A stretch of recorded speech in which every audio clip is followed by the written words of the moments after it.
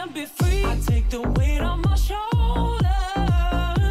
I feel the sky come down on me, and I can't hold it much longer. Gonna let go so I can be free. Yeah, yeah. Oh, yeah. Yeah, yeah. 24 hours away from the World Series. Braun, Pierzynski, Kratz, and LoCain is back with the match. What's going on, dude? You having fun watching the playoffs? Anything stand out to you? Are you jealous? Well, a little jealous, but it's not bad sitting on my couch watching, the excitement. But what else can you ask for? 2 Game 7s.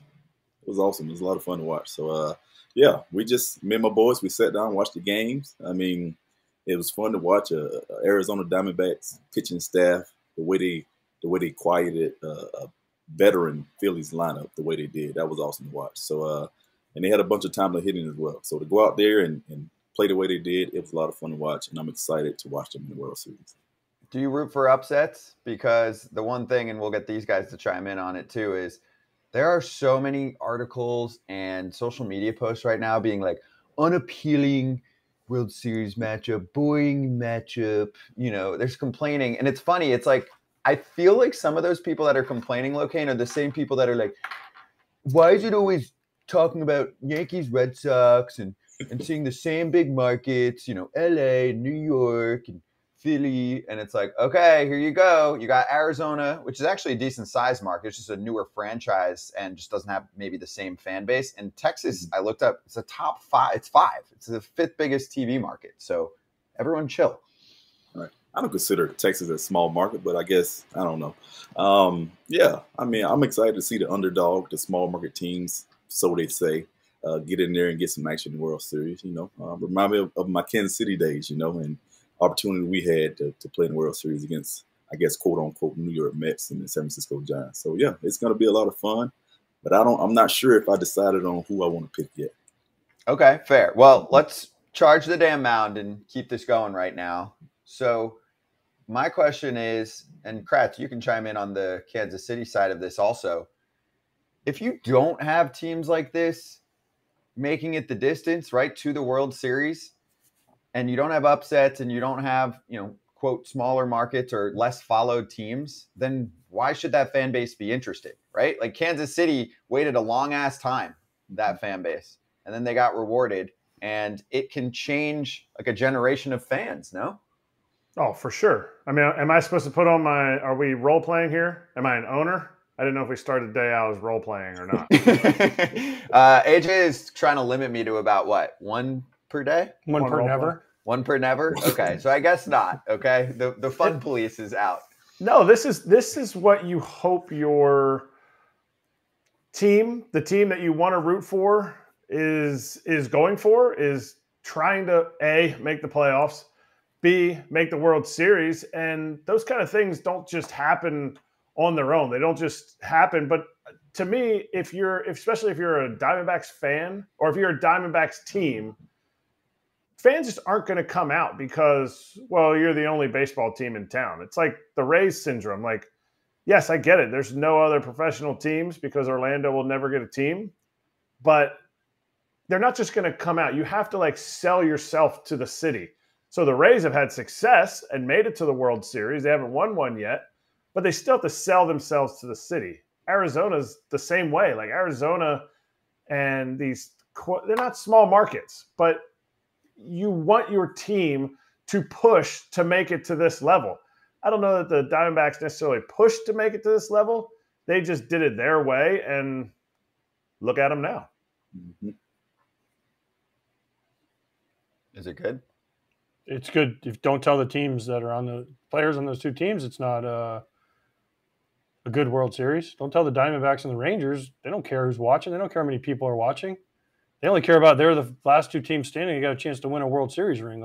Here's the thing about, and obviously as someone that works for Fox and I hear about the ratings and all that stuff all the time. You can't control the matchups. Now, there obviously are better matchups for viewership-wise because they have built-in fans over years and years and years of Yankees, Red Sox, Cardinals, Cubs, Dodgers, Like they have built-in fan bases from years and years and years of winning and years of tradition. But don't tell me the hardcore Diamondback fans aren't just as interested in this as the hardcore Ranger fans, as the hardcore Astro fans, as the hardcore Yankee fans. They all are. They're just more Yankee fans because it's been bred in them for generations to watch the Yankees. And then it's also been bred in people to hate the Red Sox, hate the Yankees, hate the Cubs, hate the Cardinals. Astros now too. Astros now too, right? Mm-hmm. So people tune in. It's almost better if everyone hates the team because more people tune into stuff they hate than they will to watch something they really like. That sounds like our conversation yesterday about the dude that was exactly supposed to retire. Exactly. But Yeah. that's kind of what I'm saying. And it's not bad for baseball. It's good for growth in those markets. But the problem is like the Diamondbacks won in 01, but they couldn't continue the success, right? Like the Marlins in 97 and 2003, when they won, the people were there, they were watching, but then the next year they went to shit. So then everyone was like, here they go again. Oh, this sucks, right?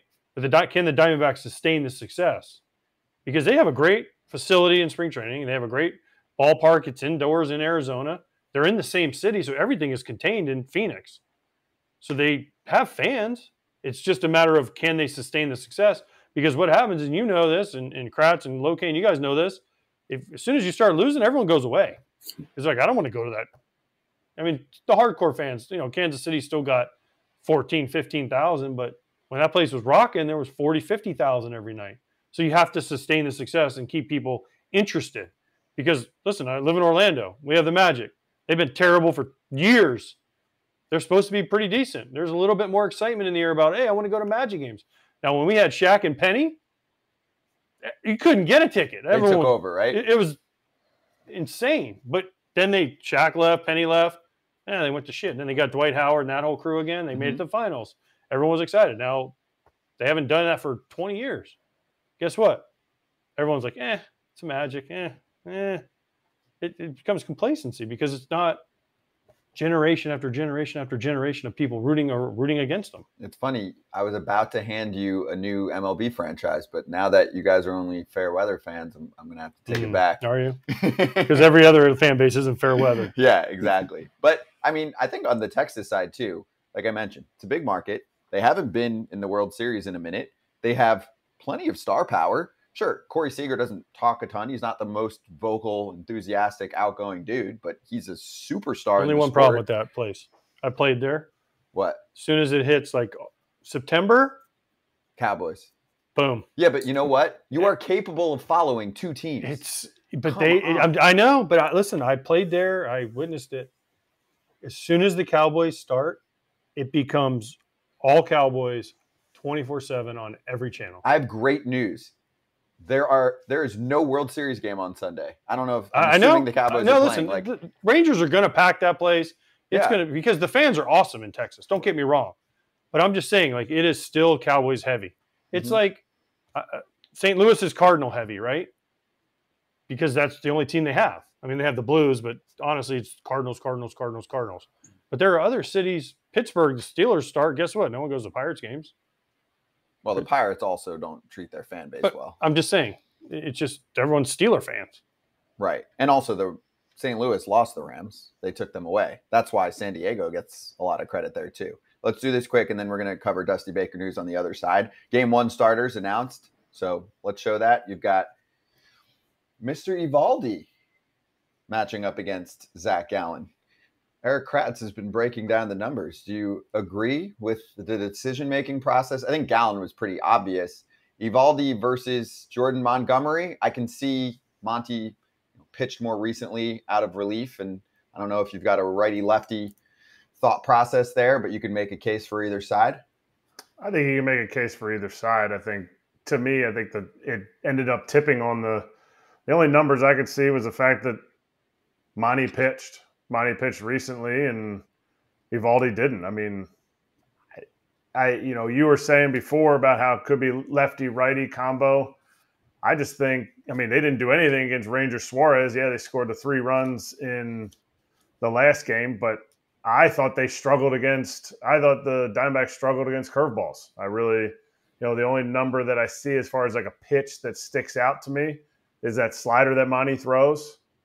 And I thought they struggled against them. So to me, it has to be about the fact that Monty just pitched. Okay. Yeah, because Monty's curveball looked pretty good. Yeah, it's pretty damn nasty. good.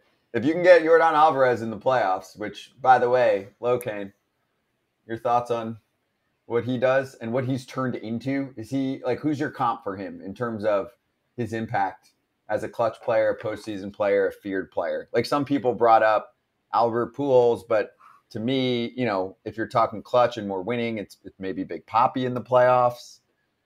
What do you think? Oh man, that's I think we got him so excited that he. Cream Well, farm. good. That's a good cue. Let's do the poll question, and we'll come back with Dusty Baker. Why? I You have a mean, thought? I think David, when we talked to David, Oof. he was all about, or I've heard David Yeah. say, like, he's little Poppy, you know. Pujols, gosh, the problem was Pujols was like out of the playoffs for so long when he I went to know. Anaheim that it kind of, because he was so Yeah. good, remember, in St. Louis, and then he just disappeared because he went to the place that does not do playoffs, Anaheim Angels. I don't know.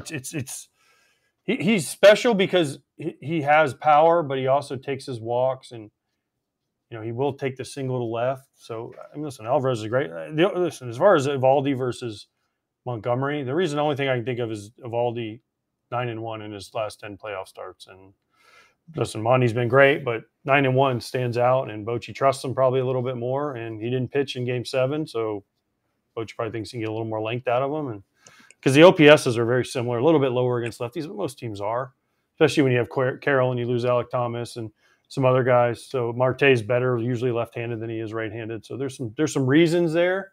But listen, Evaldi's been damn good. Yeah, and if you play it right, they'll both get 2 starts in the playoffs. Well, hopefully not. Evaldi for will their get 5 case. on the road, though.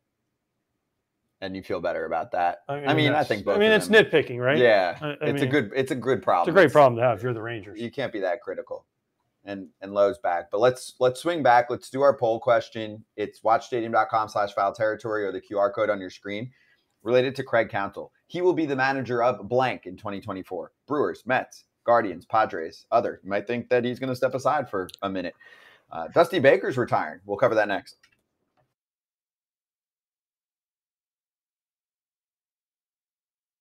It's a 4-day layoff for the division winner. There's no off day for the wild card winner if it goes 3 games. Maybe that's a way to get it. There has to be some sort of advantage to winning the division. Otherwise, why are we doing it? Right? Otherwise, why are we acting like winning the division is a big deal? Because right now, do you think the Braves think it's a big deal that they won the division, or the Dodgers? Mm-hmm. I don't know. I mean, I guess that's something marketing-wise, you can fly that flag and all that, but you didn't win the World Series. And I don't know how you make it more fair. I mean, Todd, you'd obviously be way better qualified to answer whether or not a 5-day layoff is detrimental to the team. The idea, maybe it is for a hitter. I don't know. For pitching, I would think it's probably beneficial. What do the Phillies need to do in the offseason, if anything, to get this team back to where they need to be again? I kind of think their central first question is to ask Bryce what he wants to do. He was asked in the postseason, "Are you going to go back to the outfield?" Because I think there's a lot of dominoes that could fall there, right? If you view him as an outfielder who maybe sometimes plays first base to, rest, or sometimes DHs or whatever. But what do you view him as? Are you looking at him as your everyday guy at first base? Because, I mean, obviously this year, in the second half, he was. And certainly in the playoffs, he was. So I think you answer that question first. And then you start deciding what to do from there. And now back to foul territory. All right, ready, people? Braun, Pierzynski, Kratz, LoCain. We're on Stadium right now. Talking Dusty Baker. A little That's What He Said action.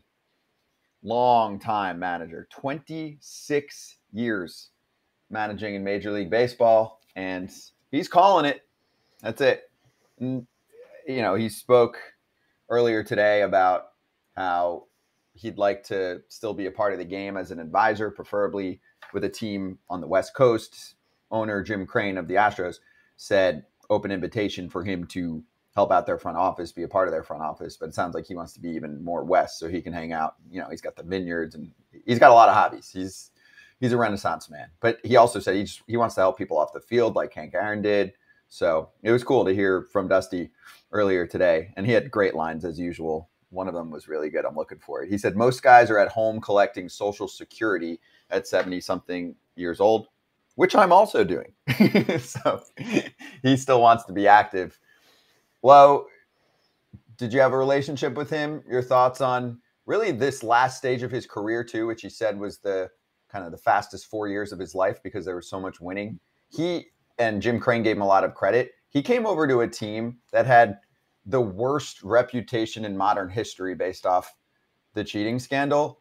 And he was a great spokesman for them during that time period to get him through it. Yeah, I feel like he handled everything well as far as answering the tough questions. But a guy like Dusty, you have to find a way to keep guys like him in the game. And he wants to be around. He wants to be a part of baseball. He wants to help people. So you got to find a way, whether that be with the Astros or with another team, to keep him in the game. Because I didn't get an opportunity to kind of meet him. You know, it's kind of just, hey, how you doing? I was a rookie when I met him. So, of course, I didn't talk much when I was coming up. So, but, yeah, I think guys like that, keep him in the game. You see how his team is reacting to him. They love him. They're jumping on top of him. So guys like that, they must stay in the game because they add such value to this game.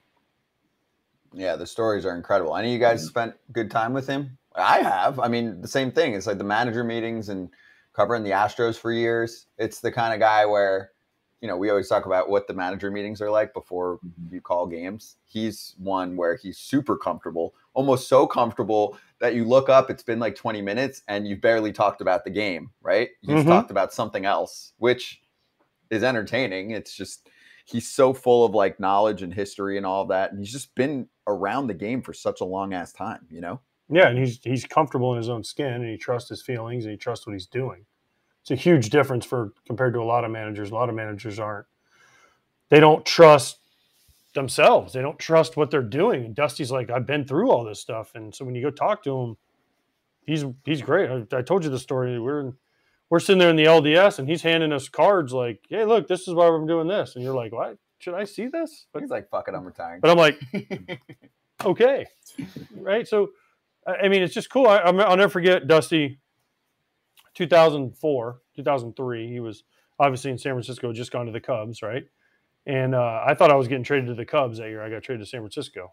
I thought I was going to the Cubs, like it was done. And I ended up going to the Giants. Well, so I see Dusty in spring training, and Dusty's like, hey, man, I know you like to fish and you like to do outdoors. And he gave me like a list of like people. He's like, here, call these guys. They'll take care of you if you ever want to fish in the Bay Area. Like out of nowhere. Like, I had never even, other than, hey, Dusty, how you doing? I'd never had like a full-on conversation with him. So it was pretty cool that he did things like that. And it just every time I see him, he's always smile on his face. Hey, he always had Alexa playing. He's like, hey, Alexa, stop and do our meeting. And as soon as we walk out, you hear the Alexa kick back on. Just things like that. He's just one of the guys you want to hang out with. He brought treats too all the time and just food. Like he talked about it for years. I don't know if he always did it during his managerial career, but he even jokingly mentioned that when the Chas McCormick story broke about him saying he needs to drop a few, and he was like, I don't care. He's like, I bring him cookies or something like that. Pudding. Banana pudding, I think it was. Yeah. I never met him. I mean, just playing against him when he was managing with the Nats. But when you talk about confident, like a confident person, that's why he can delve into his players. That's why he can really impact his players, because he's confident in who he is.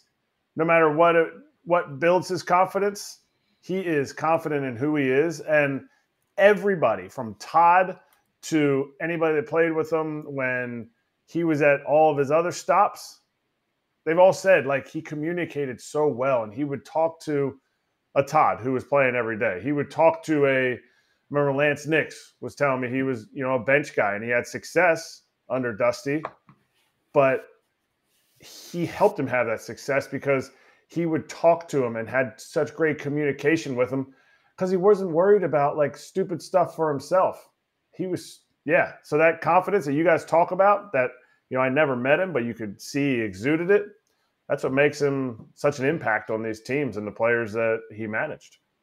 Okay, so next layer here, because then we're going to talk to Sterlin Thompson, Rockies prospect, who's out in the Arizona Fall League. We'll chat with him for a few. And by the way, later on, Kiké, Hernández, Jose Trevino. We might grab a player from the World Series, so a lot of action today. But there are a number of candidates being mentioned. Jim Crane, owner of the Astros, he's more involved than most owners. And I'll criticize some owners for being too involved. He can be involved. It's worked well for them in terms of winning. So that's fine. Clearly knows what he's doing. But they said it's going to be a fluid, kind of quick process. They'd like to get a replacement there as soon as possible. Bob Nightingale put out a tweet pretty recently saying Brad Ausmus and Joe Espada are strong candidates, and that Ausmus, I forgot about this, was runner-up to Dusty for manager and then to Dana Braun for general manager. So clearly there is a relationship and they like him, and he's finished close. I'll start because I have a little experience on this front and you guys probably have more. I think hiring Brad Ausmus would be a mistake. I'm just going to go that far. I've had a lot of negative reviews from players. Does not treat media well. I would say that right to him. Love an apology someday from him to many people that he has not been nice to. And I'm shocked that he keeps getting jobs. And I don't go that far that often. It's not a personal attack. It's just I don't get it. You know? And actually I want to like him. Liked him as a player. Thought he was going to be a star as a manager or front office member. I think many did, and it hasn't worked out. And I can only go off of what I'm hearing from other players going back to the Detroit days, then into the Angels days, and then also just at least getting a view of it with how he dealt with the media. He stood out. He was an outlier. Like I talk about relationships with almost every manager that I came across. His was the only one where he seemed like in a terrible mood and did not treat many broadcasters well. I'm speaking for many. So sorry. Yeah. Yeah. Okay. Yeah. That's all I need to say is yeah. Okay. My turn Someone now. has to do that. Yeah. Okay. Yeah. I would, Jim Crane. I've been is one. Hold on. Before you go, I'm just going to say Uh-huh. this. I've been one of those What? broadcasters that he's. Not been nice to? Mm-hmm. Mm. Yeah. Yeah. Yeah. And you played. Not that that should even matter. Well, maybe he's Nobody still say mad because not he didn't nice. win a World Series game when I played against him. I don't know. Happy anniversary. Boom. What? Hey, congrats on that. What does not nice mean? Like just like short and like no info? All of the above.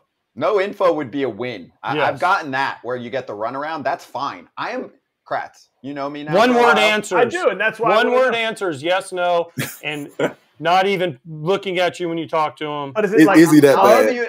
I'll give you all you need to know because I know how you are as a person, Kratz. Not treating others like they're humans.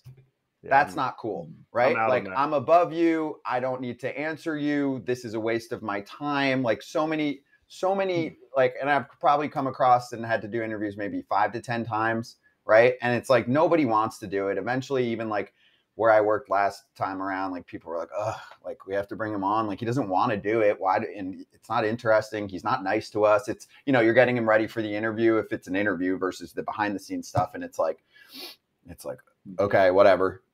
Like it's not even funny. It's just you don't feel like you're being respected as a human being. And I can't think of almost anyone in baseball that has treated me or others to that extent. Look down on. Like I'm looking Very down on much. LoCain right now. Very much. I look down on So LoCain. I have to go there. I've never said it publicly, but I'm sorry. Like when I see someone as a strong candidate for a job like that, I don't know if the homework's being put together. I'm not the only one to think this because I don't have something like that to say about almost anybody else in baseball, coaches, players, etc. Like I'm pretty easy. Even if a dude's shy or he's like, nah, I'm good. I don't want to do this interview or I don't want to talk to you or whatever. I don't care. This is just a level that I don't stand for. Yeah, and I can respect that. But here's the thing with Jim Crane. You're saying he wins. His teams win. He has hired some bangers of managers like AJ Hinch. I think the world of. So many people think the world of Dusty Baker. So his next hiring here, like you feel like that's one area he can do a good job. Maybe he's not a like people person, and I think he probably made a lot of these extensions or contract decisions this past offseason because they were going through GM issues. Like he sucked at that. Jim Crane brought in Jose Abreu, brought back Michael Brantley. He was hurt most of the time, so that doesn't really count. And Rafael Montero got extended, or maybe he was a free agent. I'm not exactly sure. They all combined for below. They were negative WAR combined. So while he didn't do real well in the free agent market, he has hired some great managers. Like, especially after they got rid of, well, I don't know if he was the owner when Bo Porter was in, but they got rid of him and he went AJ Hinch, Dusty Baker. So to me, I think he will probably get the right person. Now, is Brad Ausmus too much in his ear as a ex-guy? But I don't know. Friend of Bagwell. You know, I don't know Bagwell, so I know that he's tight with Crane, so there's a connection there. My thing was more just, I don't know, do your homework, or I don't know what I'm missing. You know, like I'm open conversation. We're talking for 2 hours every day. I'm just like, I don't know if you've come across him at all, Low. And then all right. I haven't. You haven't. I mean, okay. Just played against him, but as far as just meeting him, talking to him, never experienced anything. But he's obviously rubbing people the wrong way. So something's not adding up. Somebody's missing something. And for him to continue to get jobs or be top candidates for jobs is, you know, maybe people will start to figure out that this guy doesn't belong in my clubhouse. So we'll see. Time will tell if he gets the job with Houston or not. So just kind of wait and see approach on that. Yeah, I think that's all. I'm curious. I'm curious to see how that goes because, you know, it's definitely a connectivity kind of business, networky. So if he hires him, I think it could really hurt the team. He's had 2 chances already. I mean, he already was in Detroit with an unbelievable team. That team was sick. And then he went to Anaheim, and how long was it? A year? I think a year, and then Madden came, right? But he wore out his welcome in Anaheim, didn't he? Yes, very quickly. Like, people were like players were publicly going after him. They were like, no, stop this. And they did. I give Artie credit for that. All right, we'll swing back. Let's do a little prospect hangout with Sterlin Thompson about life in the fall league, and we'll get a good scouting report from him on other Rockies prospects coming to the bigs.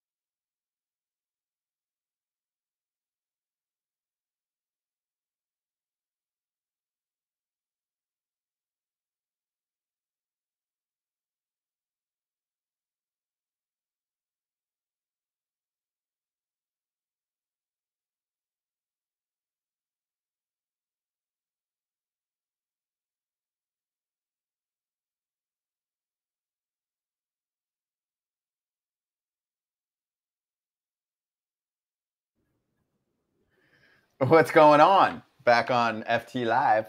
Sterlin Thompson, big prospect in the Colorado Rockies system, joins us from the Arizona Fall League right now. Sterlin, thanks for the time, dude. How you doing? And you got a good crew here today to talk things out for 10, 15 minutes. Doing great, man. I'm glad to be a part on Foul Territory. I appreciate y'all having me on. Yeah. Oh, well, we're going to start this interview off with a bang, okay? It's fucking hate week. Let's go. Is that a Gator helmet? Yeah, let's go. Fuck you. I mean, come on. It's hate week. What do you mean? Let's go, baby. I mean, Come who did on. they play this week? Come on. The Dogs, man. Yeah, Let's fuck go. them. Let's go. Let's go. Let's go. Yeah, bros. Let's go, yeah, baby. man. Like, we're going to go play some beer pong and stuff, bro. Yeah, let's go. SEC. SEC love. SEC, Just because you have baby. Penn State who can't win anything up there in my- Pennsylvania. Where's my I think visor LoCain might be a man. Georgia fan. and my sleeveless sweater? I got to wear my no. sleeveless sweater. LoCain, people I got up north Gators just don't get it. -3. They don't get it. They don't get it. Sterling, yeah, you have to apologize. Ignore Kratz. Are He doesn't they get. 3-point favorites? No, hell no. He doesn't get. No. Kratz doesn't get college Not even football. close. People from up north don't get it. That's a good way to start things off. So we had James Triantos on yesterday, and Pierzynski's like, when are we going to get more Florida people on? And it's like, oh, actually, 20 hours later, here we go. So how much are you following UF sports? And, yeah, give me your UF experience, any good stories that will make AJ even more fired up so he can, take down one of these walls. I mean, UF was crazy. It's just it's a powerhouse program for many years, a lot of success at Florida.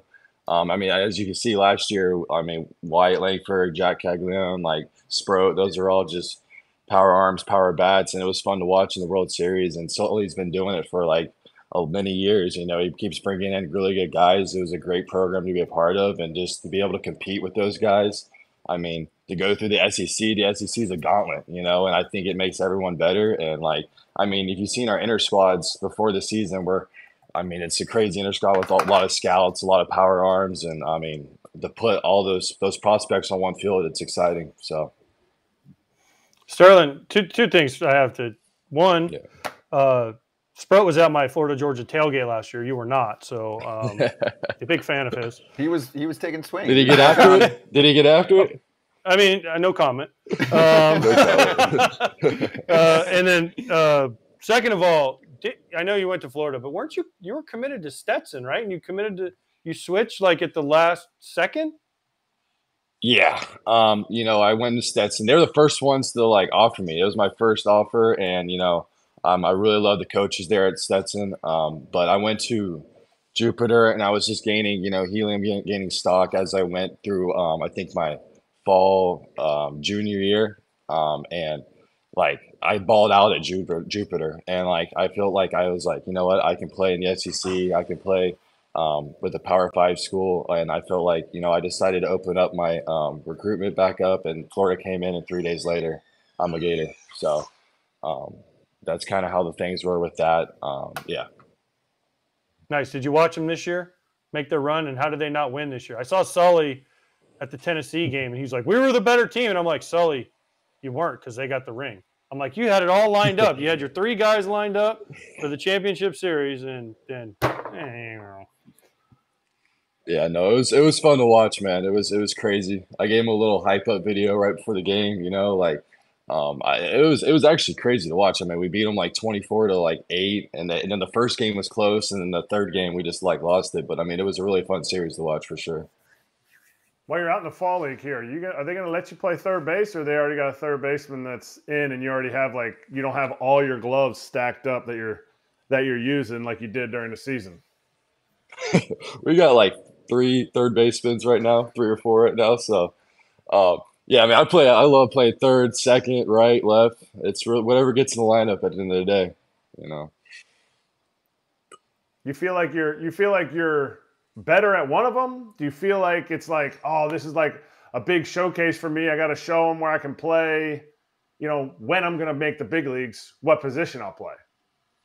Yeah, second. I really like second. I played second at Florida. I started my career with the Rockies at third, and then once I got the AA, I started playing second and right and left. So I feel like that's my most comfortable position in infield, and I'm going to roll with that. As you can see in the fall league, I'm playing at second and right, a little bit of left, but yeah. Nice. Quick question from me. are you on a taxi squad or are you on a full roster? What we got going on out there right now? Is it? I'm not on a taxi squad, but like they have primary players and then they have Uh-huh. like just like regular players. And so like being versatile, like the primary players have to play like 3 games and DH a game. So it's like 4 games a week they're guaranteed to play. And then like I guess the regular players, like they kind of can just fill in wherever there's need for that particular day. Right. What's the biggest thing are you working on out there? You just working on just being a versatile player, or working on your patience at the plate? Like any particular thing you're working on right now? Yeah, just make up for lost ABs because I got hurt in April, May.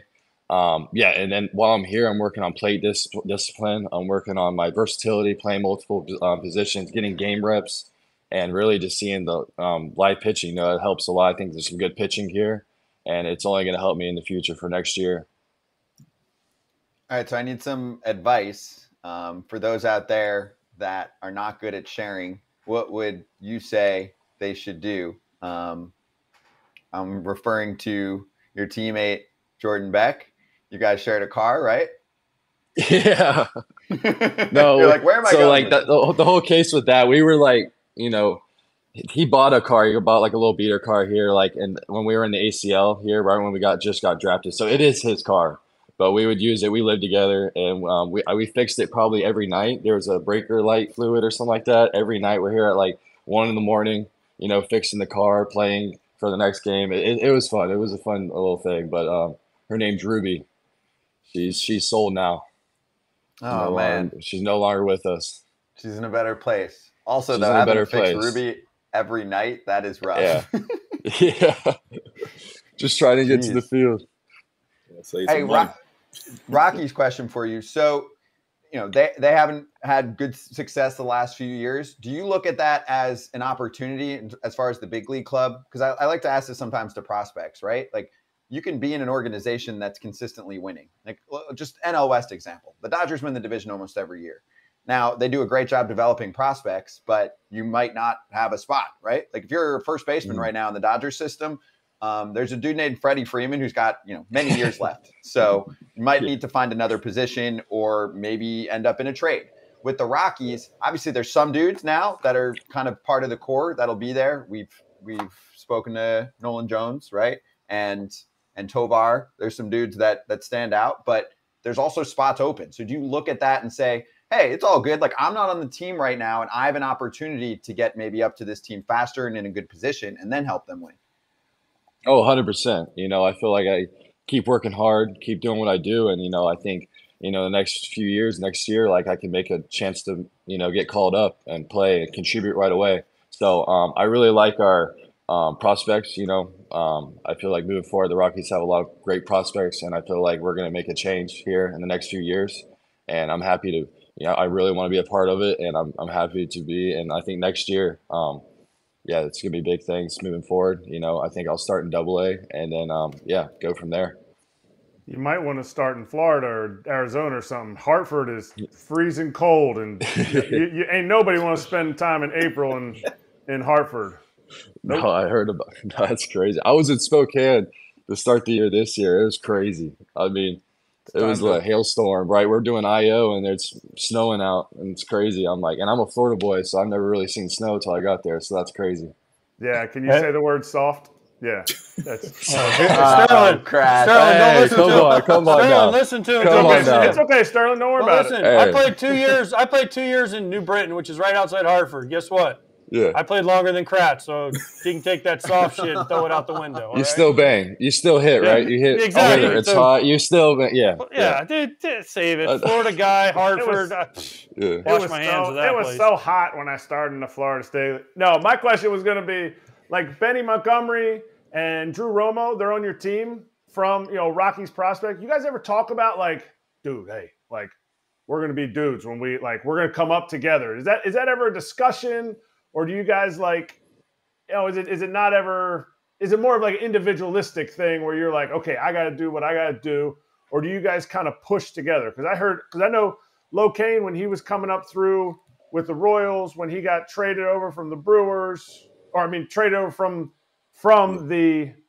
traded to the Brewers, a lot of those guys traded to the Royals. Man, I am on crack right now. that a lot of those guys with the Royals, they all pushed together and they won championships together. Hosmer, Moustakas, there was other guys too, Montgomery. Do you guys talk about that kind of stuff as you're out here in the fall league, kind of in a, on the bench probably more than you're used to being on the bench? Yeah, we do. I mean, we're lucky to be a part of it. How the Royals, they grew up from like double A, high A, like all the way up to the show, and then they won in the show together. That's kind of how I think we're all put, like me, Benny, Romo, Beck, Amador, all these prospects. Like we played high A together, we played double A together, and we're probably going to like triple A together. So it's like we're going to, we built this chemistry together for many years, and I feel like it's only going to continue in the show. And that's how I see it. I don't see it. It's like an individual, like here, I'm going up just because of me. Like I want to go up with all these guys, and in the nearest future, play together with them. So that's kind of how it is moving forward with the Rockies. Okay, so Sterlin, I'll extend that. Jackson Jobe, Jace Young, you're playing with those dudes too. So for Jace, for example, are you guys going to do like a World Series hangout? And I'm sure he's very invested in that whole situation right now with his brother Josh, who might, casually win a World Series title in his first full season, which would be insane. And aside from the injury, he might have won Rookie of the Year. I think probably Gunnar Henderson will get it, but have you guys talked about that? And maybe, I don't know, can he get permission to fly out to a game or two? We got a setup in our locker room. Like we're in the Diamondbacks locker room. We got like 4 couches, 3 TVs, and Jason's been watching the game every moment. We when his brother comes up, like we've been watching it, and he's actually flying out today as we speak to go to the World Series. So that's exciting, and I feel like learning from other guys and being with Joe, being with Jace, it's been great so far, and just build a relationship with other players from other organizations. Well, he'll get to go. He'll get to go because it's in Arizona. He'll get to go to the World. True. I mean, he's in Texas, obviously. Yeah. Right, but he's going to go to the. But I'm saying, he's going to go even to the when one it comes in back Texas, to Arizona. Yeah. Yep. Is he going to take you guys with you? Is he going We'll to have like a I team hope party, so, man. rent out 3 the World pool or Series something? tickets. Yeah. I mean, I hope so. Josh Young is playing for free in this World Series, taking the whole Arizona Fall League team. You should. Rangers take care of their guys. I say we play 12:30 games here, and then little show and goes here, and then we go to catch a World Series game. That's right. Because actually, your schedule might conflict, right? Because you guys are playing a little bit, usually in the early evening. Yep. And then our coach Javier Colina, he's been at all the games in the NLCS, so I mean he's been playing too. He's been coaching, and he's been actually coaching us and then heading to the games. So who are you rooting for? Man, it's Rangers. I got to go to the Rangers. I mean, the Diamondbacks are in division. Yeah, definitely the Rangers. I'm a big. I grew up watching Corey Seager, so I mean, that's kind of my guy too when I watch hitters and stuff. So. Man, the fall league has changed because we played all day games when I was in the fall league. No, I know. Now they play them later. Oh, we played 1 o'clock games every day in the fall league. You like that or don't like that? It was awful. I was in the big leagues, got sent to the fall league. I'm like, wait, I'm playing in front of 40,000 people at Jacobs Field in Cleveland, and I'm playing in the A's stadium with 4 people. Yeah, because it's 12 o'clock on a Tuesday. Awful. The league has improved a lot. I know. It was awful. Oh, yeah, I saw fans when he hit that ball like out of the stadium. There was like fans in the stands. They broadcast the games. You can stream them. I've watched a couple, actually, the last couple of days it was on because it's on them. You guys take infield, outfield every day still?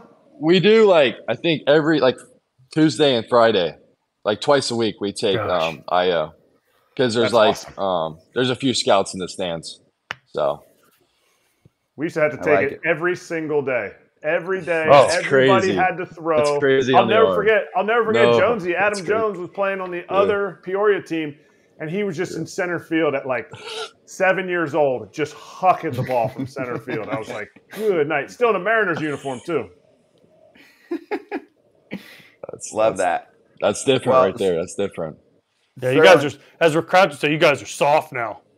Whoa. Don't put that on him. He's from Florida. He can't handle that kind of stuff. We don't even have time to bicker, but Sterlin, it was awesome having you on, dude. Have fun out there. Enjoy the World Series, and we look forward to following your career, right? Thank you guys a lot. Appreciate it. Appreciate it. Forget the Diamondbacks, dude. Root for the Gators on Saturday. Cheers. Go Gators.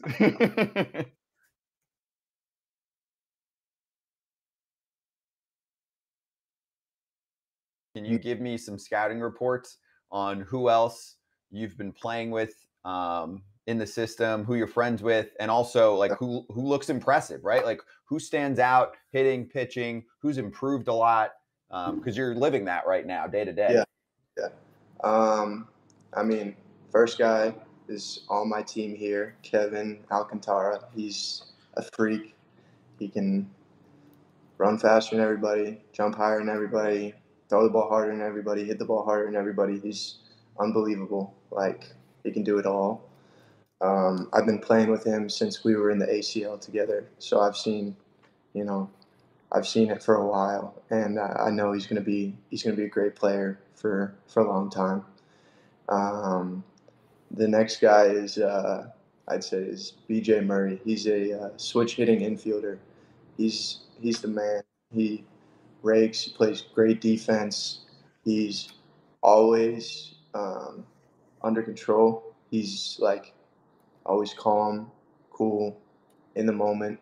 I've learned a lot from him, just being able to, keep his cool, keep doing what he does, even when things are spiraling around him.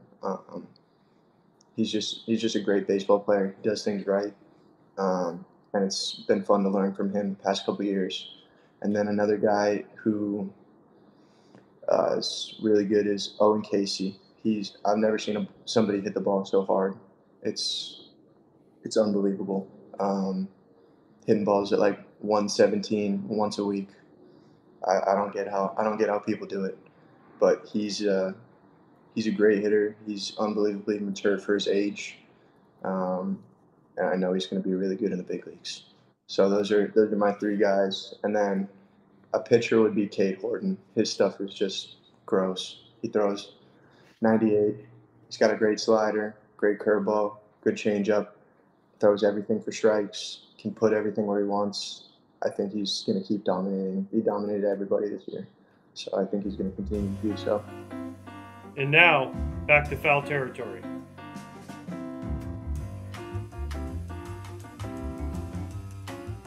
Back on FT Live, Braun, Kratz, Pierzynski, Cain, Jose Trevino, and Kiké Hernández joining us in the second hour, by the way. So let's get some locks going here, and then we'll look at poll results before we hit the second hour. Your BetMGM locks obviously are going to come tomorrow before World Series Game 1, but Lo, while we have you, also we're showing the World Series MVP odds. Corey Seager's now down to plus 475. I know Kratz was peeking over at Marcus Semien, plus 16 hundo. So, Lo, who do you think wins this series, and who do you think's World Series MVP? Who you got? I love going with the underdog here, but, I'm rooting for my guy, Chris Young, in Dayton Moore over there in Texas. So I'm going to pick Texas to win the World Series, but also Evan Carter. He's a young prospect, young guy, but he has a veteran, consistent approach at the plate. I think he's a lot of fun to watch. So I'm going to pick him as my MVP. Wow. Yeah. Evan Carter at plus 1,200. How bad? No, not bad.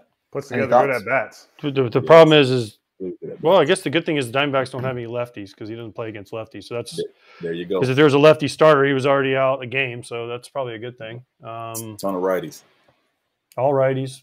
Gallen, Kelly, Fott, and then whoever starts Game 4 is a crapshoot. But yeah, I like it. Kratzy, what do you got? I like Semien because he's done some damage against Gallen in his career. I like it. But Semien's going to be the first ever player to win the MVP, and the other team wins. No, I'm kidding. The Rangers. I got the Rangers. Hey, the code is FOUL200 when you place your first BetMGM Sportsbook wager through the app of at least $10. If you enter that bonus code, you'll receive $200 instantly in additional winnings, regardless of your wager's outcome. Also, Craig Counsell to the Mets, according to the poll.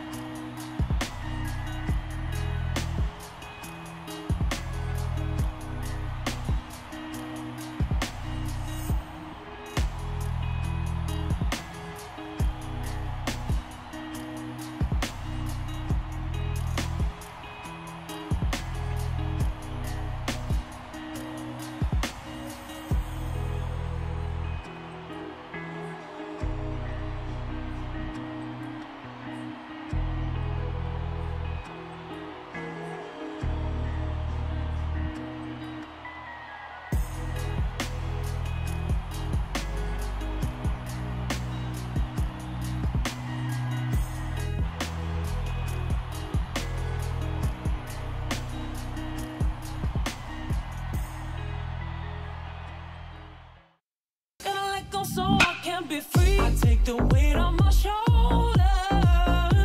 I feel the sky come down on me, and I can't hold it much longer. Gonna let go so I can be free. Yeah, yeah. Oh, yeah. Yeah, yeah. Oh, yeah. What's up, FT Live, Hour 2. And if you have any questions for our upcoming guest, any minute now, Kiké Hernández, then drop it in the chat. Questions, comments, whatever.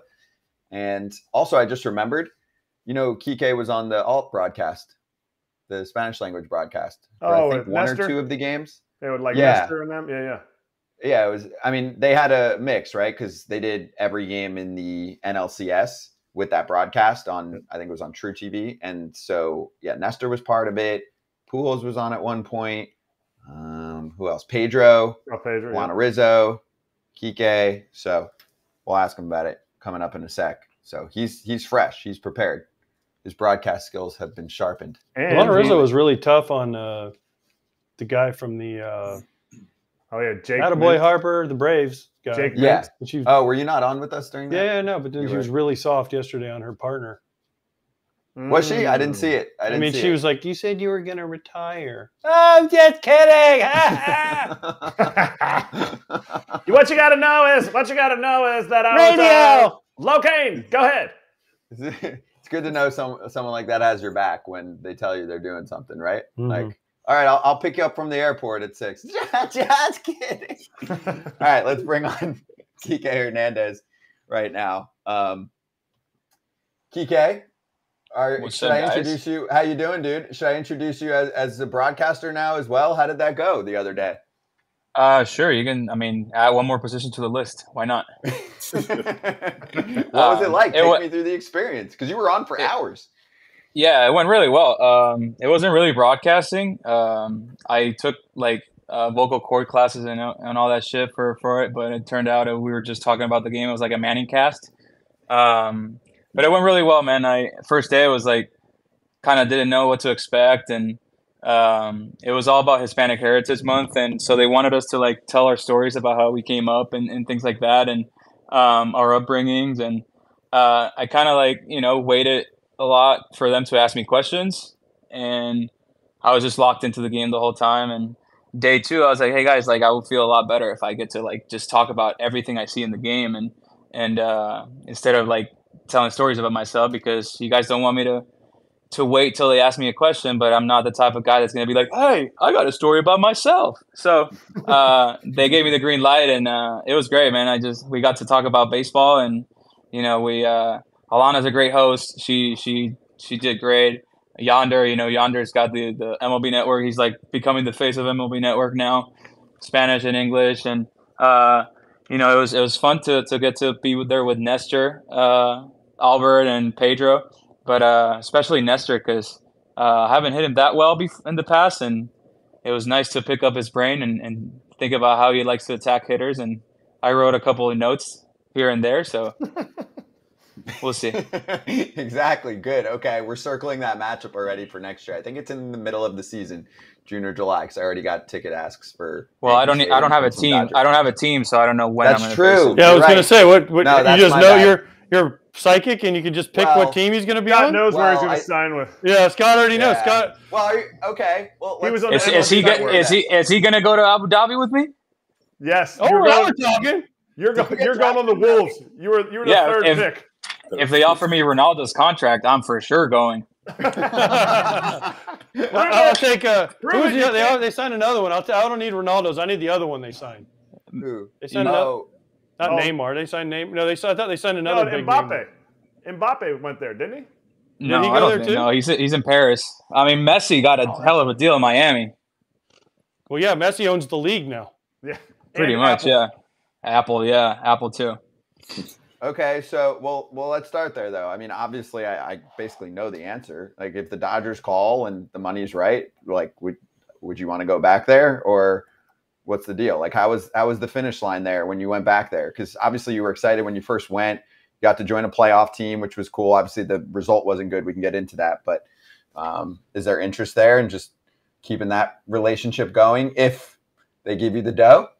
Yeah, definitely. I mean, I'm definitely more open than I was in 20. In 20, it was a for sure no, because I was looking for an opportunity to play every day somewhere else, and the roster was a little different. I think the roster was a little deeper back then, so it was harder for me to like get consistent at bats. But I went there this year not thinking I was going to play as much as I did, and you know, it's going to be all about just like the last time, all about fit.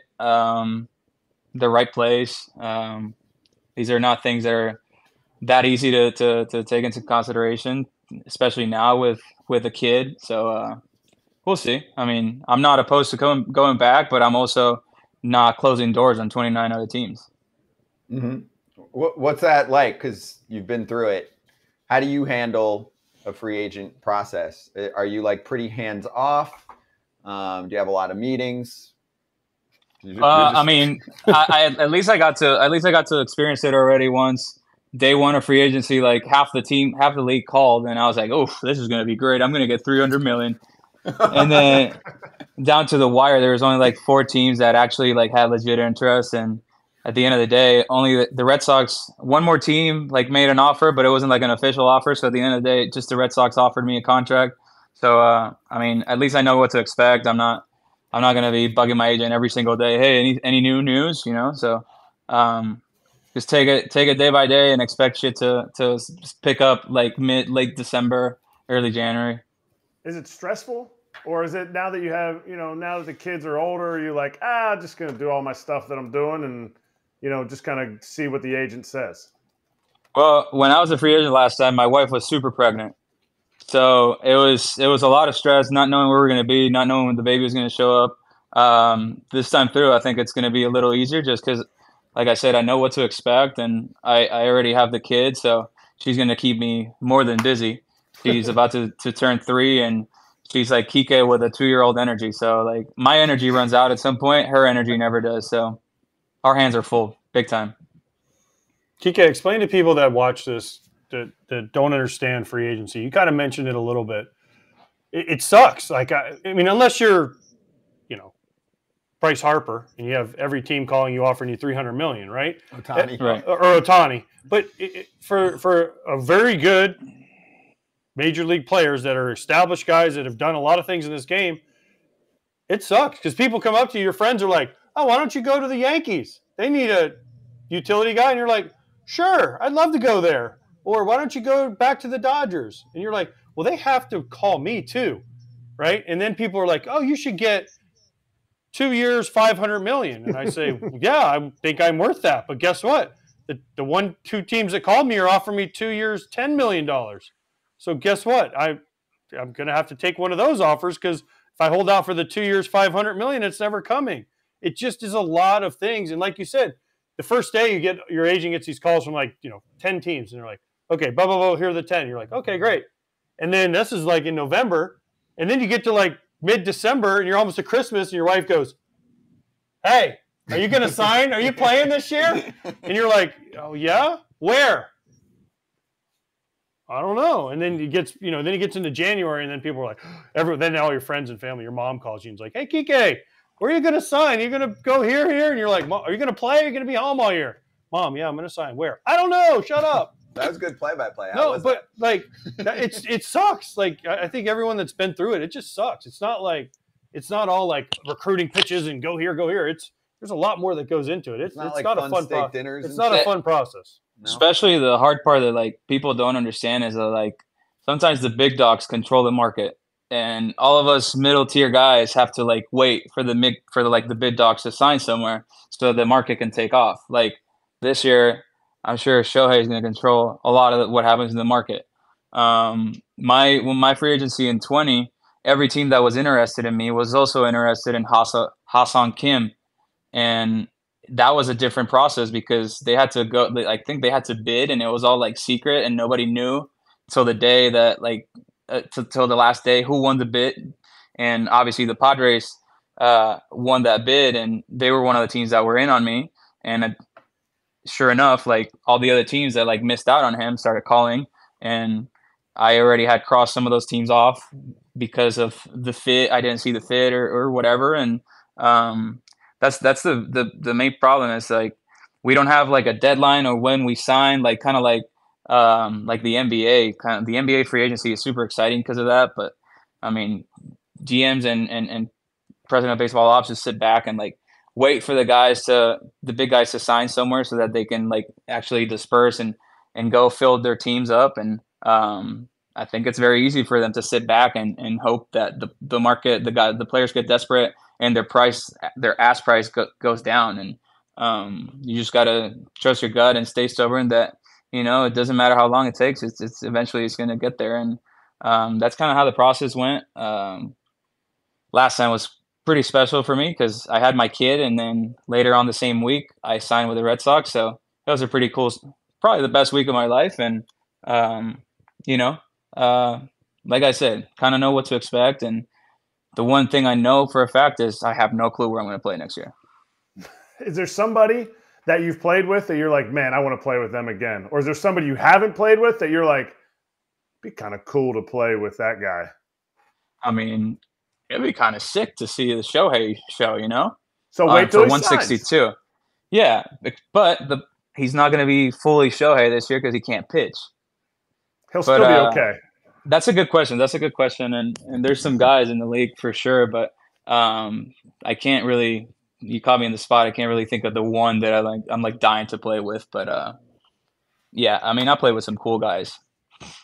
You could package deal it too, right? He could maybe get in touch with Ohtani's camp and be like, listen, we should do this thing together. Like, who's the two? Oh, Giolito and Ronaldo Lopez. They're always in the deals together. Like, we should have that, like a stepbrothers thing going. Me and LoCain. We have a little bit of language barrier, but we'll work on it. True. Very true. You can learn Japanese quickly, I'm sure. Easy. I just had sushi, so it's easy. Plus, you said you have a vocal coach, right? Yeah, but that's only for broadcasting, not for translation. Got it. Okay. Cuando yo empiezo a hablar así, Kiké Hernández para SPN Deportes. You sound like the guy on Univision. Pretty much. That's where I got it from. Is Lorenzo considered a Spanish name? Lorenzo? Claro. Lorenzo. Lorenzo. All right, so let's get into a little bit of Dodger talk. Like, how would you describe what happened those last few months for you? Just, it was crazy, right? You get traded there. It was probably pretty unexpected that you end up there, get to reunite with your friends, and they're a good team. And then they actually run into the team that makes it to the World Series. So obviously there were some pitching issues, but also it was a better team than most of us anticipated. No, without a doubt. Like you said, I was expecting to get traded. I wasn't expecting to go back to LA. And kind of quickly, I kind of hit it off with the hitting coaches because they've known me for years, and we got back to some of the things that I used to do, and kind of instantly felt like a good player again, and just enjoyed it. I enjoyed the process a lot. Like I said before, I wasn't expecting to play as much as I did, but little thing happened here. Guy got tight during BP. Somebody couldn't sleep the night before because their house got broken into, and I kept finding myself in the lineup, and I kept doing well. And I mean, we were winning, and I had spent the last 2 years in the bottom of a division, and it wasn't as fun. It doesn't matter how good you are when you're not winning. It's just not fun, period. And the guys in LA, that group was very different from the one I played with in 20 my last year, but they knew how to have fun. And of course we played great baseball, especially in August. August was sick. September was like up and down, and nobody expected us to go out the way we did, especially getting swept. But all credit to Diamondbacks, man. I'm not surprised anymore. I think I keep telling people, like, when are you going to be surprised? Whenever they win the World Series. Like, they have a great team. They came from behind twice on the road against the Brewers. They were down 3 in both games. They did what they did. They came back. Then they come to us. They did what they did to Kersh in the first, and then they added on in the second, and then it just never stopped. Then we get a random day off after game 1, and it's kind of like tough to regroup because it's just weird energy, especially after what just happened game 1, and then we get a day off, and we just got to sit and wait. And then game 2, they got to Bobby early, and we were unable to come back. It just felt like a gut punch that we couldn't recover from. And Game 3, I thought for sure we were going to come back in Game 3 and send a statement and come back in the series. And they had one good inning. And it was enough for them. Their pitching has been really good. I mean, their lineup has been really good as well, but I think their pitching is what's kept them, what's gotten them to where they are right now, especially the way like Nick Castellanos was beyond hot, first couple of games, and then he goes hitless last 4.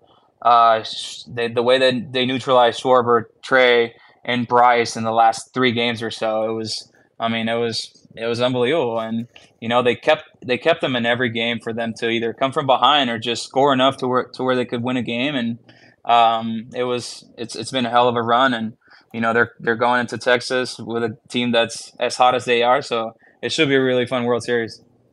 What are you feeling as you watch these games? You just I mean, you went through everything. You were watching these games. I think that's awesome to hear your version of it. I know for me, when we lost in the playoffs in early rounds, I would watch the teams and I'd be like we could have beaten those guys. Like, you look at it now and you say, hey, we could have beaten the Phillies. We would have been in that spot right now. Do you have that feeling? Do you have kind of an anger feeling, kind of a like disappointment feeling? What is it? It's not an anger feeling because, I mean, it's been, I don't know, we lost in the previous round, but it feels like it's been 2 weeks already. It's more of a bummed feeling, like disappointed, like, dang it, man. Like, really? Why are we not there? Like every year I lost in LA, like from 15 to 20, we would end up losing against the team that would win the World Series or end up in the World Series. Then I go to Boston, we go up 2-1 in the ALCS, and then Houston comes from behind and steamrolls us the last 3 games. And we're like, man, we were better than them, and we could have beat the Braves. The Braves won it all. And then this year, of course, we were supposed to beat the Diamondbacks and we didn't. And then the Diamondbacks are supposed to lose against the Phillies and they don't. And it's just like, yeah, that should have been us. But it is what it is, man. You learn, and it's almost like you learn how to lose in a way. All right. Can you just point to one thing that went wrong, or was it a team effort, or you guys just didn't get it done?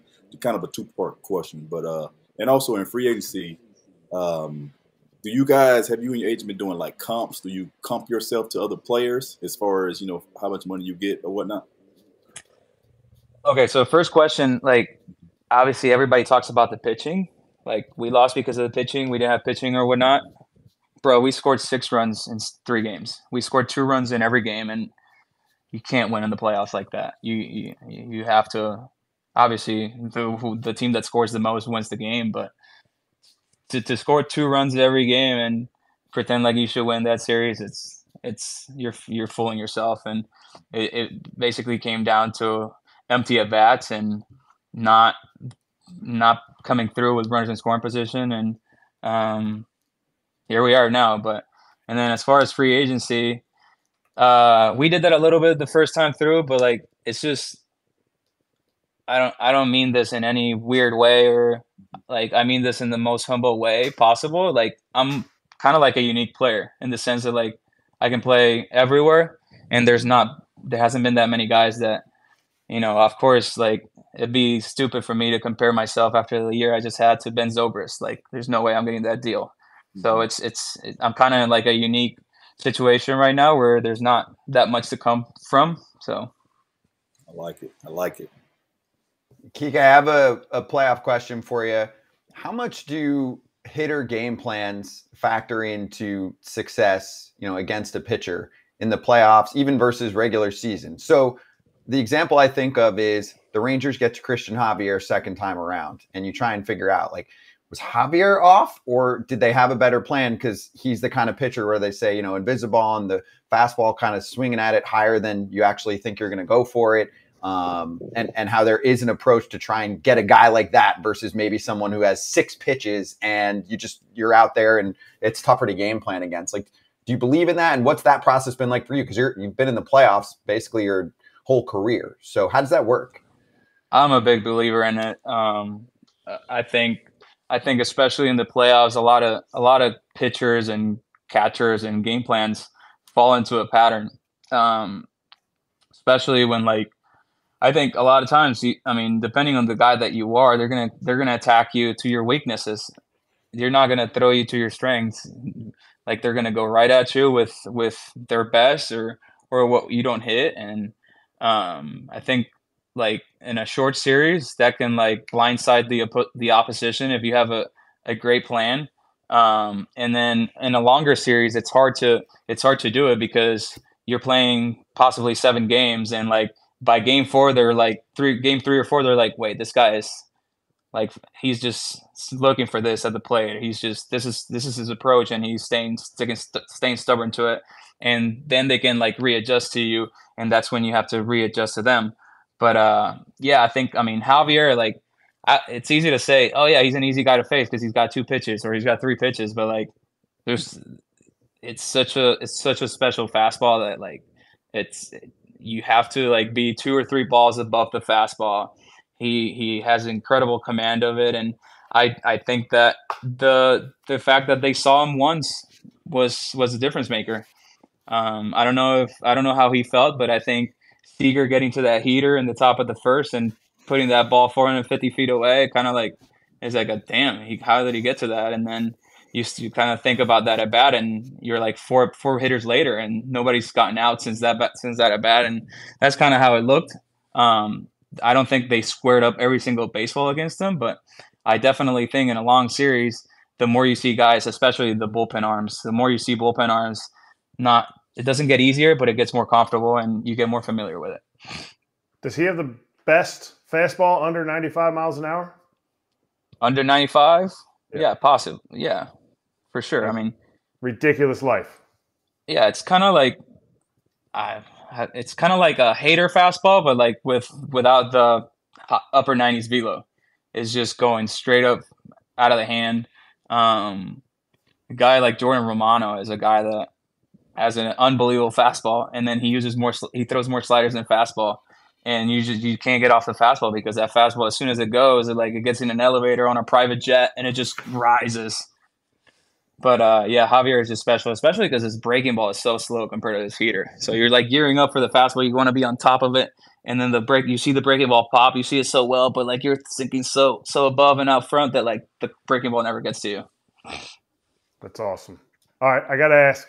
You got an A, B, or C here. Clayton Kershaw plays for the Dodgers next year, the Rangers, or he plays man-to-man defense with his kids at home. I'm going to say he plays for the Dodgers. Dodgers, A. Okay. Yeah. You're not the first person we asked. We asked Max, too. What do you say? He couldn't answer. No, he did. He kind of did. He kind of did. He didn't. Kiké, you're not speaking for him. You're just speaking. Yeah, you're just making a guess. I'm not. No. I'm not. But I know the guy, and I know he loves the game as much as everybody. So I know it's going to be hard for him to walk away. That's just my guess. But anything can happen in this world. Max paused for a while. That was the thing when we talked to him, right? That stood out because, it's hard for us to know exactly how his body is feeling.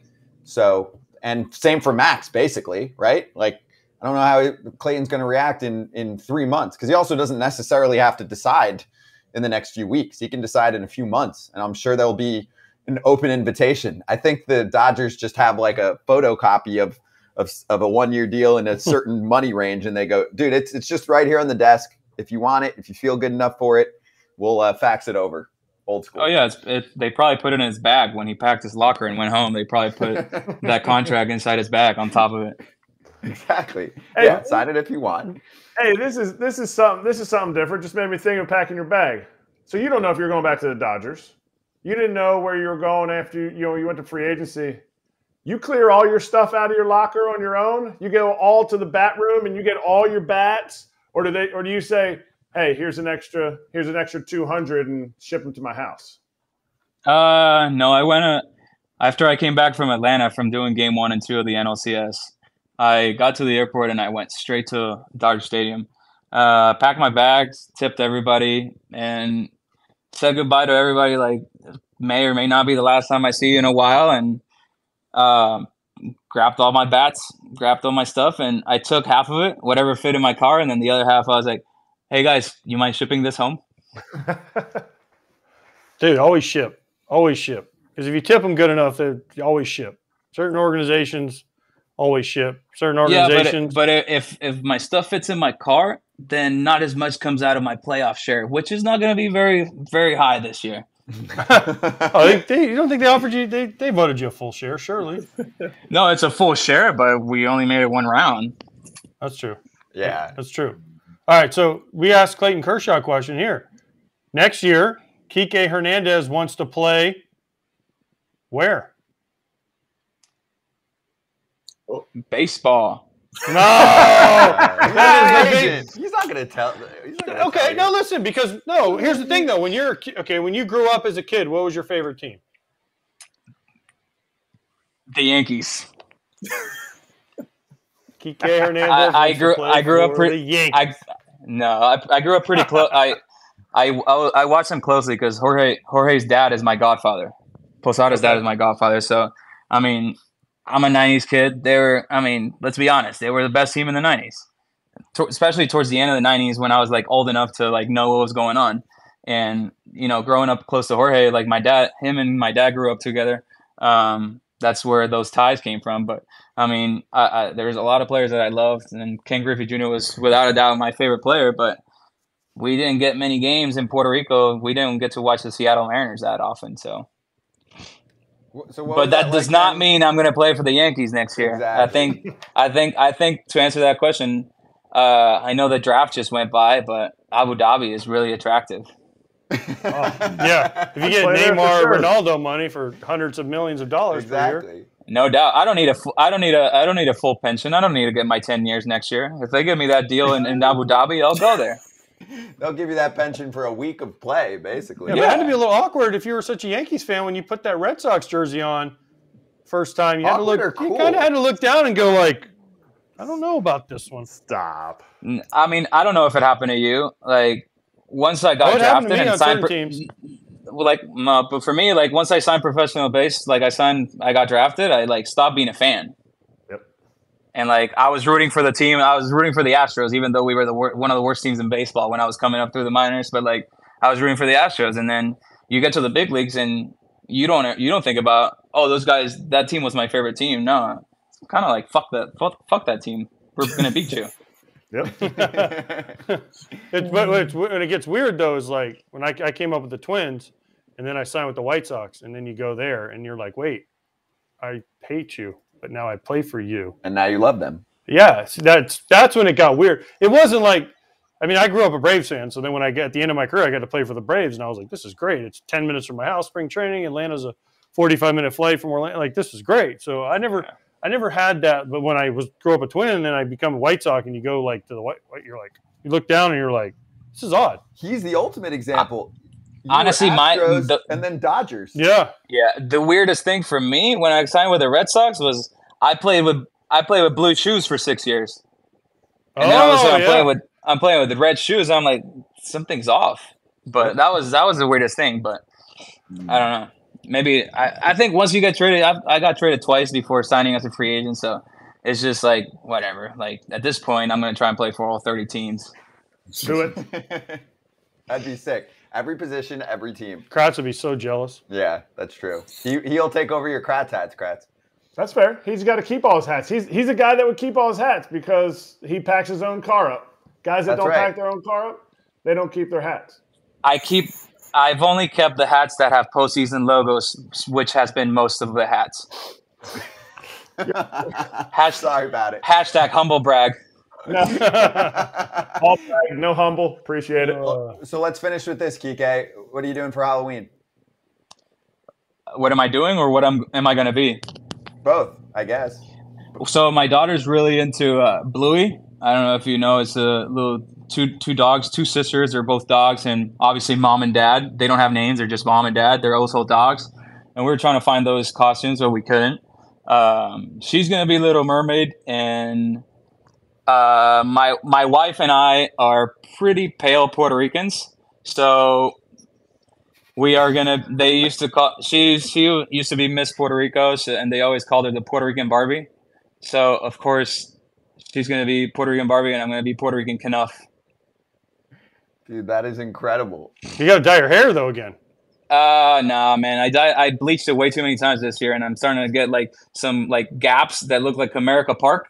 So I'm not gonna bleach my hair anymore.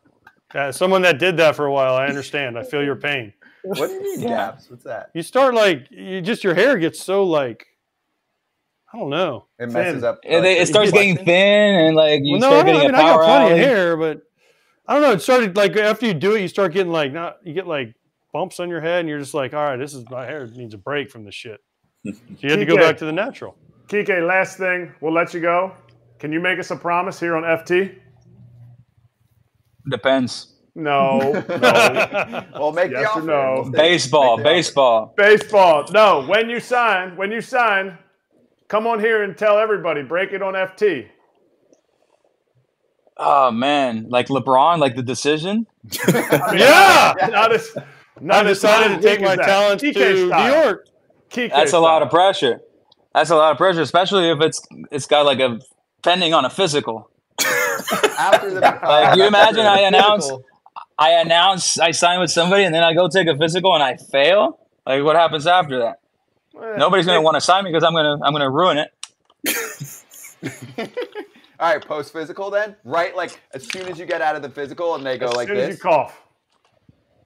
Half a promise, half a pinky. Okay, Fair. that's fair. That's fair. We'll take Okay. that. It's like That's fine. I'll It's take never, it's pinky toe promise. Pinky toe.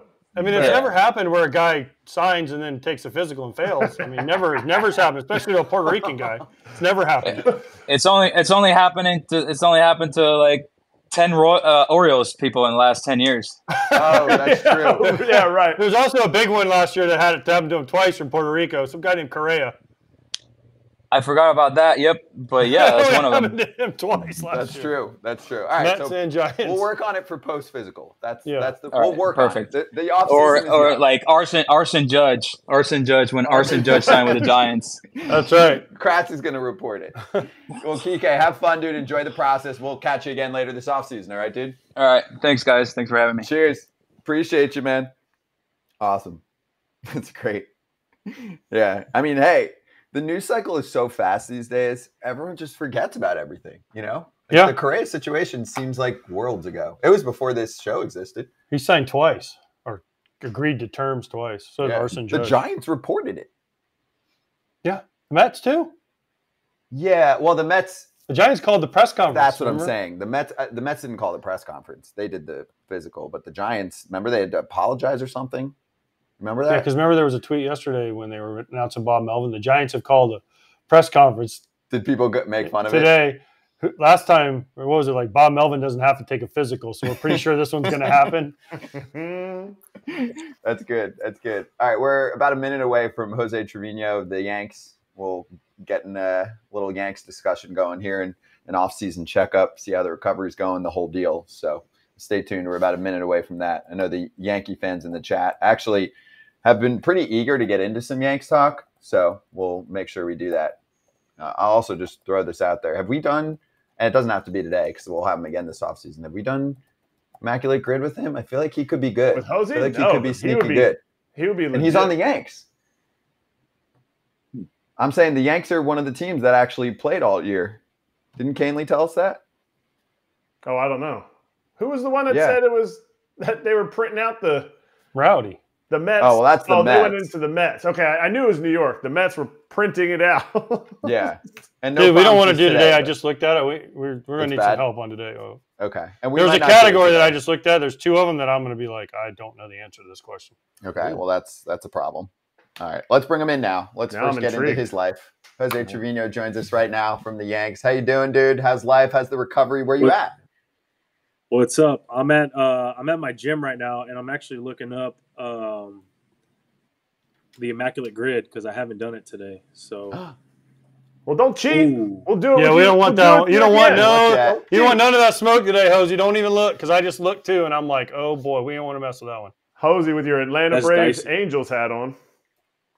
this is the Texas Angels. They're a team from San Antonio here, where I'm from. So they're good. They're a good little travel team. They're nice. Is that the one you were Nice. doing the draft picks for? Like you were pulling out of the hat and like And you were like, ha, ha, ha, no way. This is unbelievable. And the kids were going crazy in the background. No, this is another team. They're too good to be in our tournament. We can't allow them to be our tournament. These guys are too good. How you feeling? I feel good. I feel really good. I'm excited. I'm getting the itch a little bit. Can we see the arm? Hey, come on, man. You know you can't. There we go. Looks good. I thought it was a thumb wrist thing. Wasn't it a thumb wrist thing?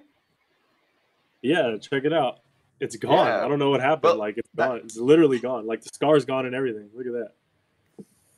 All right. You work out in your Yankees stuff every time you go to the gym? It's the wrong hand, by the way. Yeah. I know. It's the right side had a little thing on it last time. It's doing good. It's doing good though. I sometimes I do Kratzy, like I don't know. I always every now and then I'll just. You're a billboarder. You're a billboarder. Hey everybody, look at me! I play for the Yankees. Yeah, well, you got to think about it. Like, I mean, if you played for the Yankees, you'd want to wear Yankee gear too. Pierzynski. Don't shy away from that. There you go. Cain, I know too, the pinstripes carry a lot of weight, man. You know that the gas prices, all that stuff. You know your water. People might be like, "Hey, here you go, man. Play for the Yankees." You wear White Sox stuff? Bullshit. No. You don't. When I played, never once in my life. Exactly. Ever. Exactly. White Sox, Red Sox, Cardinals, Nothing. Giants. You wore your Braves Rangers. stuff. Never. You wore That's your a lot of Braves teams. stuff. Yeah, Braves ever wore anything. We're gonna have to get AJ and Kratzy a quilt with all their jerseys on it, like a blanket, like those blankets that they wear. Hey, listen, you ain't done yet, bitch. You ain't done yet, bitch. You got a long way to go. All right? You ain't done yet, so just wait. Hey, I only got two. So I only had two at 1.2. That's a lot of teams. That's all I'll say. Well, what's your quilt? Wait. What's the time frame you guys before you start your off-season program? Like, what's the once the season's over, how long do you take off? Is it 2 weeks, a week, month? Man, I think I always said like movement's medicine, man. Like I got to get my body moving. Like no matter what kind of like bump or bruise or anything that's going on, I got to move. I've learned that though with time. Like being a minor leaguer, someone was like, "Yeah, you got to take a month off," and I'm like, "Man, a whole month? Like that's a long time. Like what am I gonna do for a month?" You know. And then as I got older, I'm like, "Man, I got to move. I gotta get cranking." So usually when the season's over, I'll take like a week off, kind of do whatever I got to do, and then I'll get to moving. But I've been working out. It feels like for 6 months already. So nice. I like it. Who are you keeping in touch with in the off season? Shoot. I mean, I text guys, check up on them here and there, but for the most part, like. I just try to keep to myself, not bother anybody, man. I don't want to bother anybody. They see me enough. That's true. Yeah, you get to pick your friends in the off season. That's what they say. Isn't that the phrase? Mm-hmm.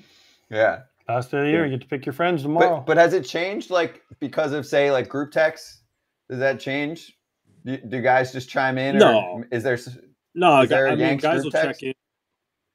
Guys will check in and say, like, they'll drop something funny. You know, basketball season just started, football season. I'm a Cowboys fan, so everybody hates me, but everybody will talk crap when we lose. But for the most part, like someone will just drop something in there, start a little chat, you know, hope everybody's doing well, and then everybody just kind of does their own thing. Is there a group text though? Sorry, Kratz, is there a group text like for each team nowadays? You know, not like official, but like where. Yeah. But then when there's transactions, do they like remove it and add people and all of that?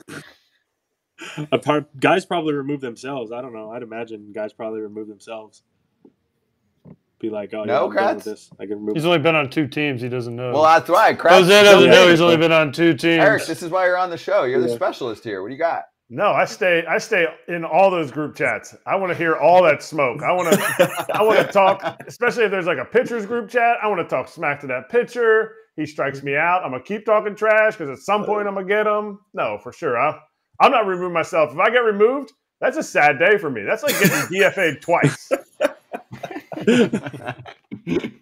Nobody got time for that. So, are you still in the Texas group chat? Are you watching the boys as they're going to going to the series? I'm not in the Texas group chat, but yeah, I've been watching. It's pretty cool to see, man. Like, I know a lot of people over there. I know a lot of guys over there still, and I'm rooting for them, man. They got a good squad. They got a good team. CY has done amazing things over there.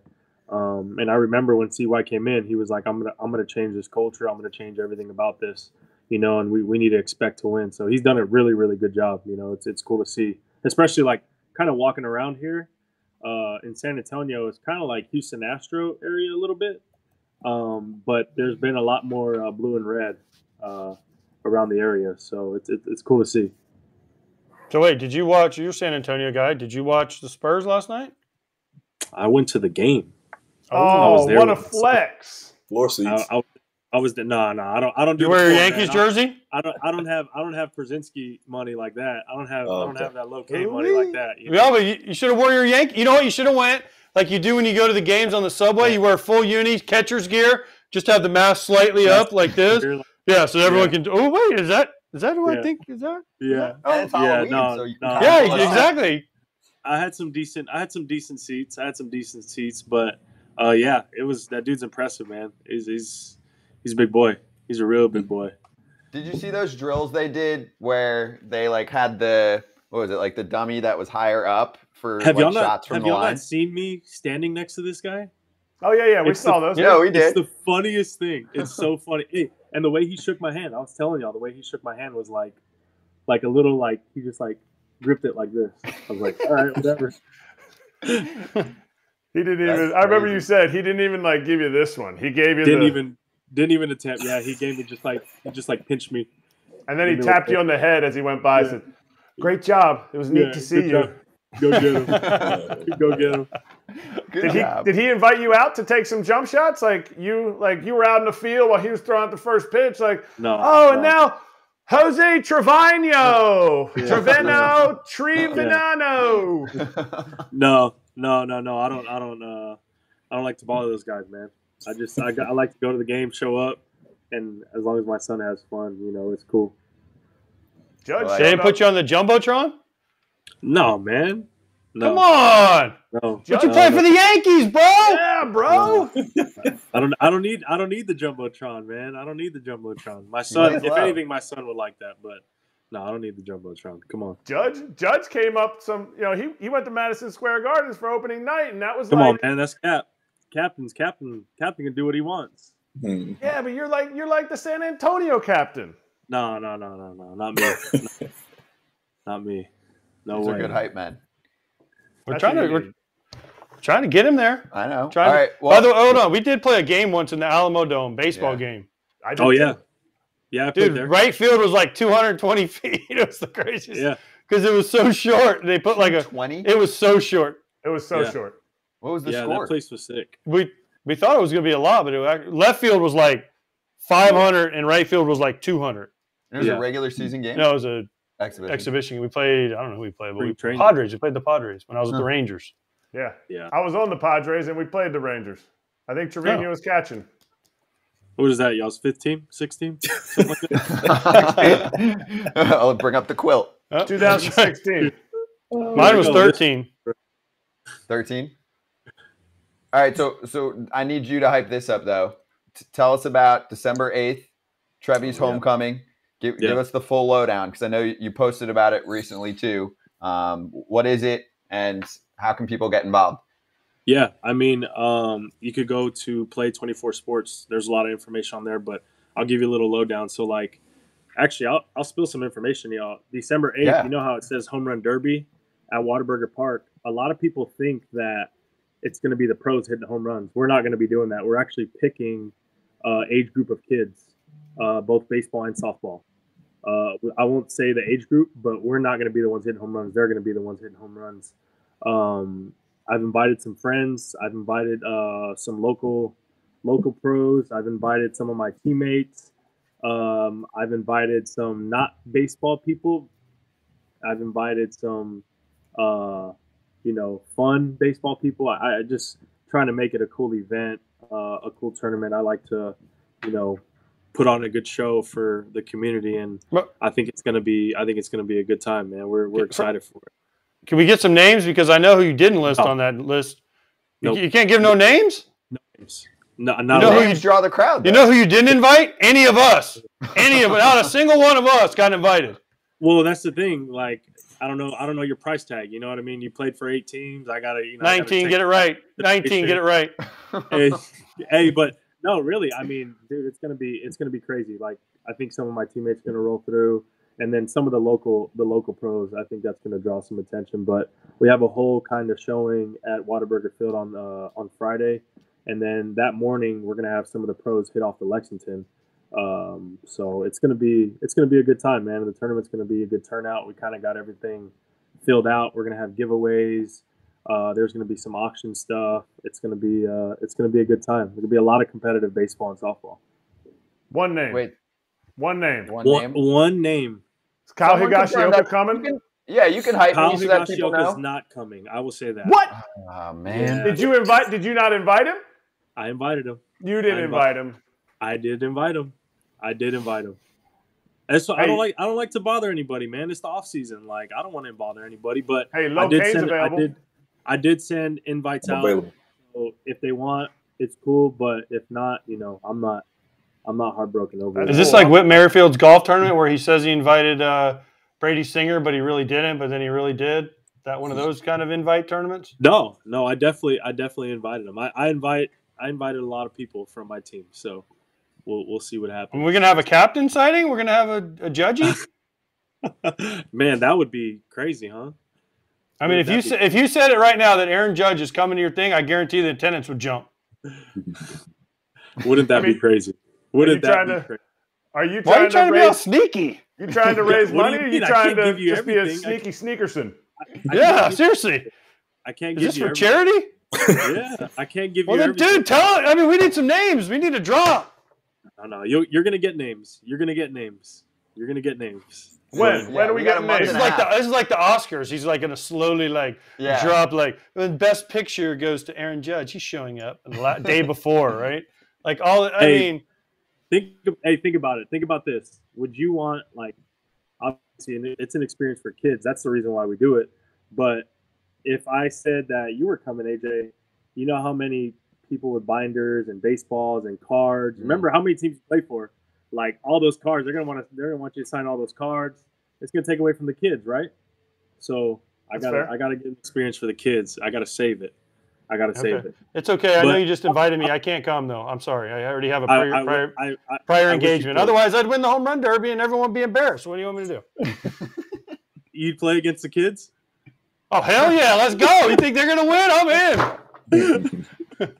Well, also, I just because I don't know, you said, and I'm looking at it now. Some of the special guests will take BP off to Lexington, so that's the big ship out there. There it is. Yeah, that's the big military ship. They used to carry some planes on there, so it's haunted. They call it the Blue Ghost, and it's really haunted. So you gotta. I don't want anybody coming that's scared. So damn. Yeah, it's gonna be in the morning. We have a full event, man. It's gonna be cool. I think the tournament.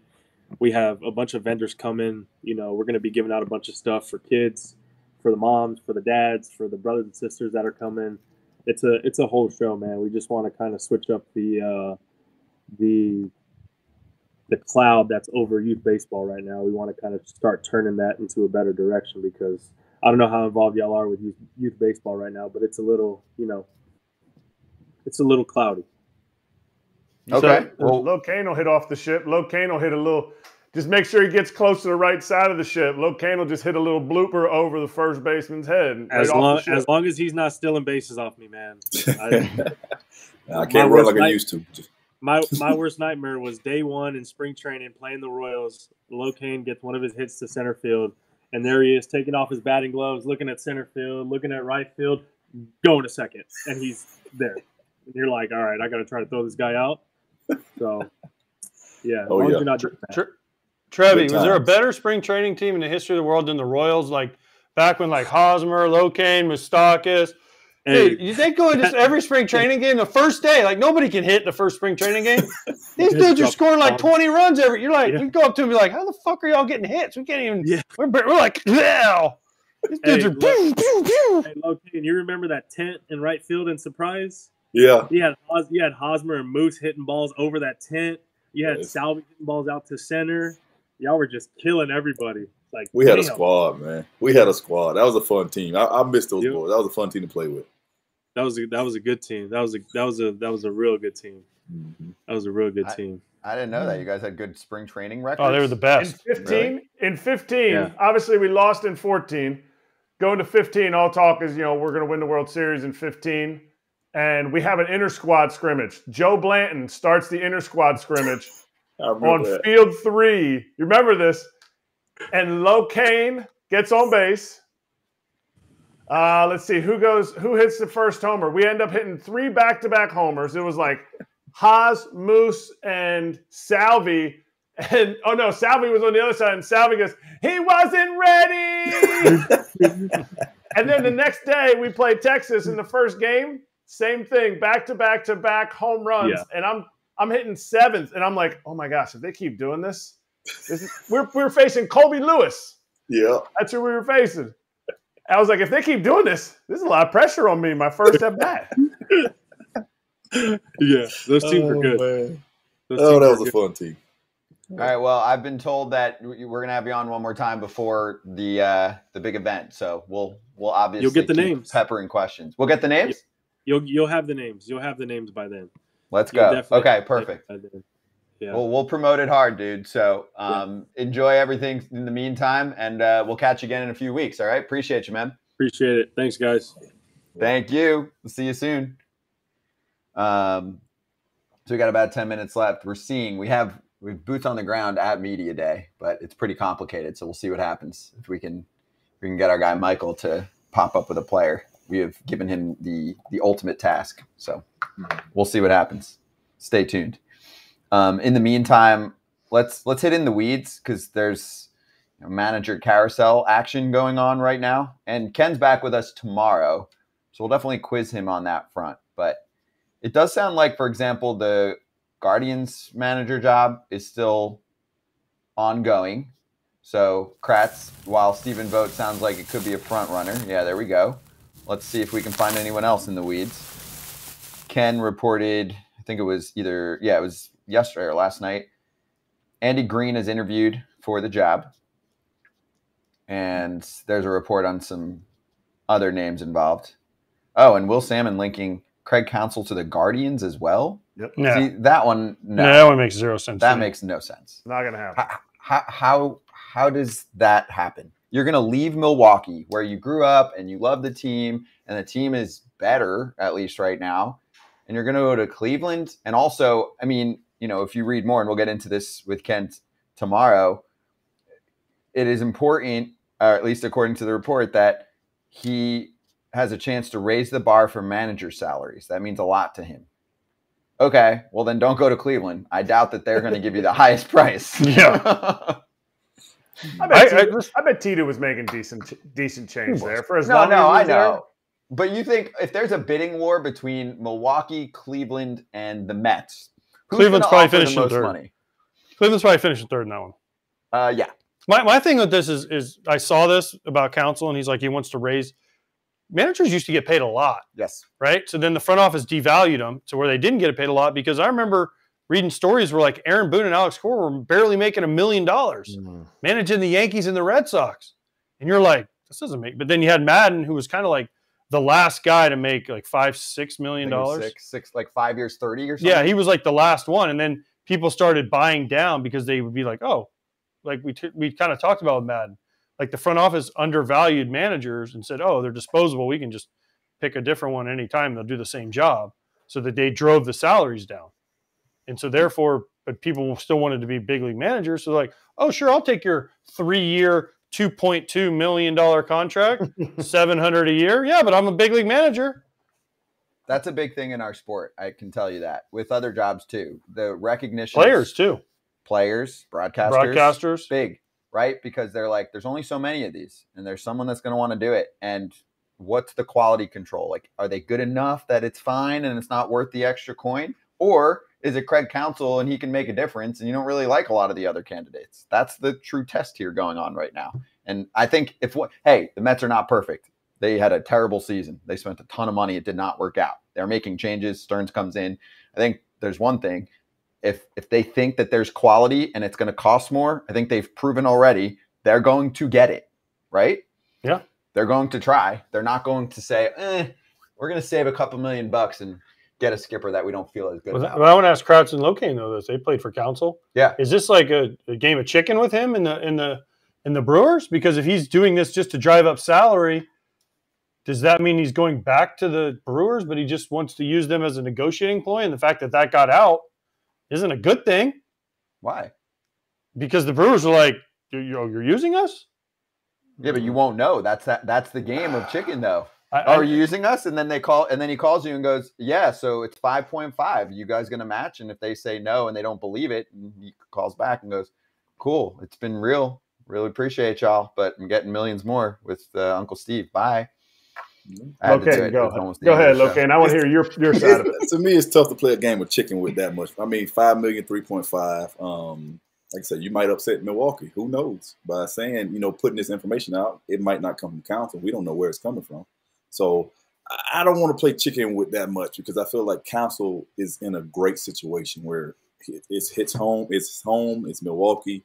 Grew up there. Everything is aligned for him perfectly. So I don't know. For me, it's always been about comfort. So I don't like to mess up great situations that I'm in to pursue stuff that's maybe slightly better. New York, I'm not a big fan. So at the end of the day, we'll see what happens. It's up to Counsell. And also on top of it, does Counsell put your team over the hump? We've seen Milwaukee go to playoffs a few times, but they haven't gotten to the World Series yet in years and years and years. So does he put your team over the top? That's the question mark for me. What would you do, Lo, if you were him? Say that again? What would you do if you were him? If I were him, I'm staying in Milwaukee because I've always been a smaller market type guy. I've always been about comfort over going to a place that's, New York I'm not a big fan of. So there's a lot of things that I don't like about New York or Chicago or certain places. So comfort has always been my priority. So if I'm him, I'm staying in Milwaukee. I feel like he has a good setup there. Everybody loves him. He's a great manager. And I wouldn't want to leave that situation if I'm him. Even if the team might not be the same team? Well, I mean, they're always going to be in a rebuilding type mode. That's just the way the team works. I mean, they're going to be dealing with this situation for the rest, to me, always, because they're a small market team. They can't outbid the New Yorks, the Yankees, the Mets. They can't outbid those teams. So it's always going to be a revolving door, no matter what the situation is. So I think Counsell is the perfect manager for situations like that. Kratz, what would you do? Because, I mean, also, of course, when I ask that, I mean, like, if the money's different, right? If the Mets beat the money by, $1 million or $1.5 million or more per year, and it's guaranteed for, say, 5 years, Kratz, does that change how you would respond, how he should respond, and like you mentioned, where the team's at? Like, yeah, they're always it's a reload kind of mode, right? They have to kind of balance staying competitive, and they've done a really good job of it. But yeah, Big Woo's hurt. Burns could get dealt. Could be a very different team. I mean, I can't speak for Craig, obviously, but I can speak of the person that he is. And he's been in Milwaukee forever. He was the ball boy in Milwaukee. He played in Milwaukee. Yes, he went to other places. Yes, he went to Notre Dame for school. But he's managed here. He has done well. And I think he has built up enough street credit. He's built up enough credits with Mark Antanasio that he can go and talk to other teams. But in those discussions, he's talking to the Mets. Hey, if he talks to the Mets and they say, yeah, we're looking to make a big splash. We think we can get Ohtani. We have this in our farm system. We're going to give you autonomy for this and that. And he goes to the Brewers and they say, look, Craig, I I think we're going to break this thing down. Big Woo's not coming back. Burnsy's a good trade candidate. We could get, we could unload Willie for our last, through his last year of free agency. Might be a little bit of a turnaround here. Are you willing to do that? And then he makes his decision based on that. But honestly, for me, I know this sounds crazy, but if you feel good about a place, if you feel like a good place, then I stay in Milwaukee. 1.5 million more doesn't mean that much to me. You guys hear me? You guys got me? Oh yeah, Hello? we got you. All right, cool. We got our man on the scene right now. I think we have Brandon Fott. Good to go. Let's try it. Ooh. Hey, Yeah. Brandon Fott joining us right now. How you doing, dude? You're on FT. How's life going? Oh, sick. Thanks for having me. Everything's Appreciate great. you. Yeah, tell me what's going on right now. How's media day so far? Anyone bothering you? I'm not the best media person, so this is pretty frantic for me. This is the most media I've ever seen in my life. Yeah, it's a good problem to have, though. I'll tell you that. So take me through the last 72 hours. What's it been like, and how many reach outs have you gotten from even people that you don't know? Yeah, a lot. It's been unreal. I think looking over the past 72 hours feels surreal. I think it hasn't really set in yet. I think it'll set in at game time tomorrow and be like, whoa, wait, this is the World Series. This is something I watched as a kid, and yeah, it just feels unbelievable to be in the spot. It's going to feel like that. It's going to feel like that when they're doing the announcements. And then you're going to go into the game and you're going to be like, wait a minute. Because you're not pitching tomorrow. So you're going to you'll go into the clubhouse and you'll kind of do the thing. For me, the first game of the World Series, I'll never forget. LoCain was playing. I wasn't playing. I was just sitting there watching. But the announcements and everything were awesome. But it was like the other rounds. And then you're going to maybe go into the clubhouse, get yourself a coffee or something. And you're going to look at the TV and go, holy cow. This is the World Series. And that's when I noticed it. That's when I noticed it. But I think you've handled it so well so far. I think you're going to be awesome. Yeah, the announcements I'm looking forward to. Actually, the last two announcements in the DS and CS have been warming up in the bullpen. So this time will be pretty surreal. The question I have is, how many tickets have people called you about and say, hey, can I get some tickets and be a part of this experience with you? How many tickets have been, asked for from your way? Yeah, I think I have a lot of people coming to Arizona when we get back for that game 3. And I've gotten, that's probably where most of the text messages are coming from. And it's just good to have that whole support group back at home. And yeah, it could be annoying at times for ticket sales, but it's at the end of the day, it's awesome to see all those supporters back at home. So I've had plenty for sure. You'll get it back in your World Series share, so don't worry about it. You just make sure everybody's got that. But hey, that thing behind you, that sign behind you see that sign behind you with your name on it? I do. Steal the crap out of that thing as soon as you're done. All right. Because you'll never know if you're ever going to get another one. So enjoy it. Enjoy this whole situation. Home, man. Yes. I'm taking that thing home. That's good advice. Hey, Brandon, did you envision this? Your season, you get called up to make your debut. You went up and down. Did you envision this? I mean, how crazy would it have been if I told you, pick a time period, January, March, April, June. Hey, dude, you're going to be at Media Day hanging out, getting ready for Game 3 to start in the World Series. Yeah, it's kind of a full circle because this is where I debuted and coming back here and looking upon that day and that whole weekend with the family and coming back here to the ballpark where it all started is kind of surreal. So yeah, I probably wouldn't have believed you in the moment.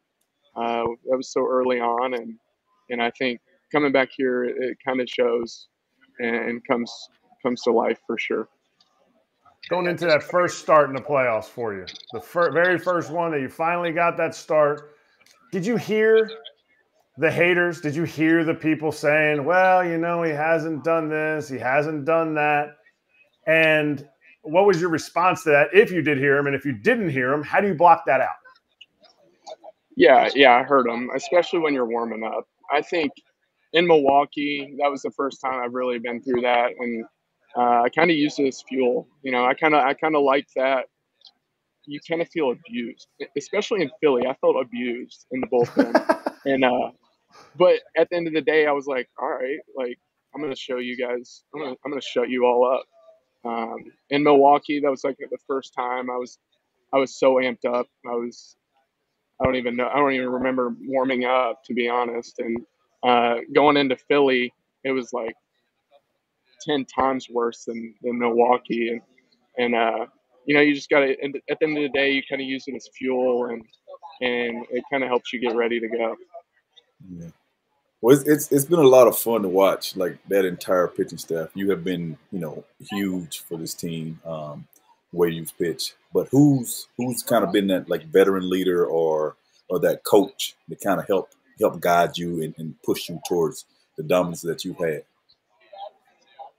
Yeah, I think on the pitching side, Zach Gallen and Merrill Kelly have been huge for the younger guys, and from day one, whether that be game planning, routine, or just even watching them throw bullpens. I think I probably watched at least 50% of their bullpens, and just went out there and kind of implement it into your own game. And every fifth day, you go out and see Zach Gallen pitch, so you can take bits and pieces. And I use the routine. I ask them questions early on, and pretty often too, more often than you would think. And just having those guys at the top of the rotation to lean on and help my own game, that's been huge. What do you think of Zach Gallen's social media game? So have you enjoyed a little shade getting thrown there? And yeah, I'm sure he had a good time with the Philly crowd too. Yeah, it's pretty impressive. I wish my social media game was as good as his. You're a rookie though. Like eventually, because do you agree that kind of banter is good for our sport, right? To kind of just drive up some fun conversation, good clean fun on social, and mess around with fans. I do. Hopefully one day I can do it as well as Zach, for sure. Brandon, do you have any animosity towards the coaching staff for sending you down, towards the organization for sending you down, and then you come back up and you're an absolute beast? You are the linchpin of this team on the pitching staff from the starting side right now. Yeah, I remember the day I got sent down, and it was pretty transparent to what I needed to work on and how I needed to get better. And we were pretty, like I said, we were pretty transparent on the whole situation. We went down, got better both times, and I went down with a game plan on what to work on, what to get better at. And at the end of the day, it's showing now in the postseason, and it was like a blessing in disguise for sure. Brandon, we really appreciate it, dude. Great to talk to you. I love technology that we can just do a little hangout for a few minutes because we can't be there. We're way too expensive. These guys all need first-class flights. But LoCain and Kratz, appreciate you. Good luck, dude. Go crush it out there. We'll be watching, all right? All right. Thank you, guys. Thanks for having me. Thank you. Brandon Pfaadt of the Arizona Diamondbacks. That's cool. I like that. A little media day stop by. I hope those weren't Michael's AirPods that he put in that was connected to the computer. That's nasty because now whoever he's getting next, hopefully Michael gets somebody new, but nobody need AirPods from someone else's ears. Come on, LoCain. Tell me I'm wrong. He has wipes. He's a professional cleaning kit. So how about that? Does that no? Still no? You're OCD, not getting like the inner part of the AirPod, like they get some nasty earwax. Scotty, you're one of the cleanest smelling good men that I know. I know you put some earwax on those AirPods. Yeah, but I could be like a little ratchet too, like where, you're sharing a drink, earpods, whatever. I'm not like, I've got my moments where I'm like, screw it. You can be dirty when needed. I can be dirty when needed. Yeah. Like for this kind of situation, I'm cool with it. Other situations, no. Yeah. All right. We'll ask Tommy. We'll ask the next guest. Don't do that. They won't want to. We're gonna get a reputation that FT is dirty, and we're sharing sharing ear pods. Hey, maybe we're dirty then. I'm fine with being dirty. LoCain, you dirty. You guys, are you kidding me? You guys were basically in a freaking frat in a clubhouse for years. You know? That's what I mean. Good times. Yeah, exactly. That's what I mean. I shower with LoCain. We got that connection. Yeah, that's special. You know, most people don't do that with their colleagues. So I've been told potentially Ryan Nelson, potentially Tommy Pham. So we'll hang for a few more minutes just to see if we can grab another player before they finish up media day out there. So, and I can imagine too, you guys have done media day, so you know how it is. Like, I'm sure out there. So Corbin Carroll gets mobbed right away by the press, right? Zach Gallen probably mobbed right away by the media. It was cool that we actually got Brandon hanging by himself for a little bit. And then I know how it works because the media, some of them get really aggressive and they're probably just around there like, all right, FT, like I'm trying to jump in, you know? So you've seen that. You won in 2014, you won the ALCS MVP. Mm-hmm. Was the mob scene around you at that media presser or whatever they call it, was that more in 14 or 15 when we went back to the World Series? I would say 14. 14, even though you were like you were an MVP, you were third in MVP in 15? 15 I was third, yes. 15 you were third, but you were MVP of the ALCS in 14, so you got more pub in 14. In 14, yes. Because I think Selby won it the next year, if I'm not mistaken. No, he won the World Series. Oh, he won the MVP, yeah. Well, I didn't win it. I didn't do anything the next year. I played better the year before, but it was intense. The media can get aggressive out there, and they can kind of swarm you, and I didn't get to spend that family on the field time that I wanted to because I was getting swarmed so much. And my wife still reminds me of that to this day. But what's your answer? Like, hey, it's a pretty good problem to have. Yeah, there you go. I mean, hey, if they're swarming, if I suck, no one's talking to me, right? Yeah, agreed. There's pros and cons to that. Did you enjoy that? Like, do you feel like you would do anything differently? My one thing with players, and I know they're not going to talk to us, you know, they're not going to talk on FT the same way they're going to talk to like a random reporter somewhere, right? Like that's part of why we do this because they open up with you guys a lot more. But my one thing is there's so many characters and funny guys, and I wish that some of them would just mess around a little bit more. You know what I'm saying? Like, especially at the right time. Media day to me can be the right time. Sure, before or after a game might be different. You know, like if you lose a World Series game on a walk-off, you're not going to be like throwing a joke in there. But I feel like media day is the time for like a little bit of sarcasm. You know what I'm saying? Like, I'm sure Kratz did that. I did. And honestly, it normally falls 90% of the time with a guy like me who can just joke around and jokes around. You know, maybe like the starters don't necessarily joke around all the time, but you sit there and you say your joke, and like some of them, they don't know how to take it because it's not. They're like they're sitting there. I remember I said a joke. I took the microphone one time and I was interviewing Wade Davis. I think that was the ALCS presser.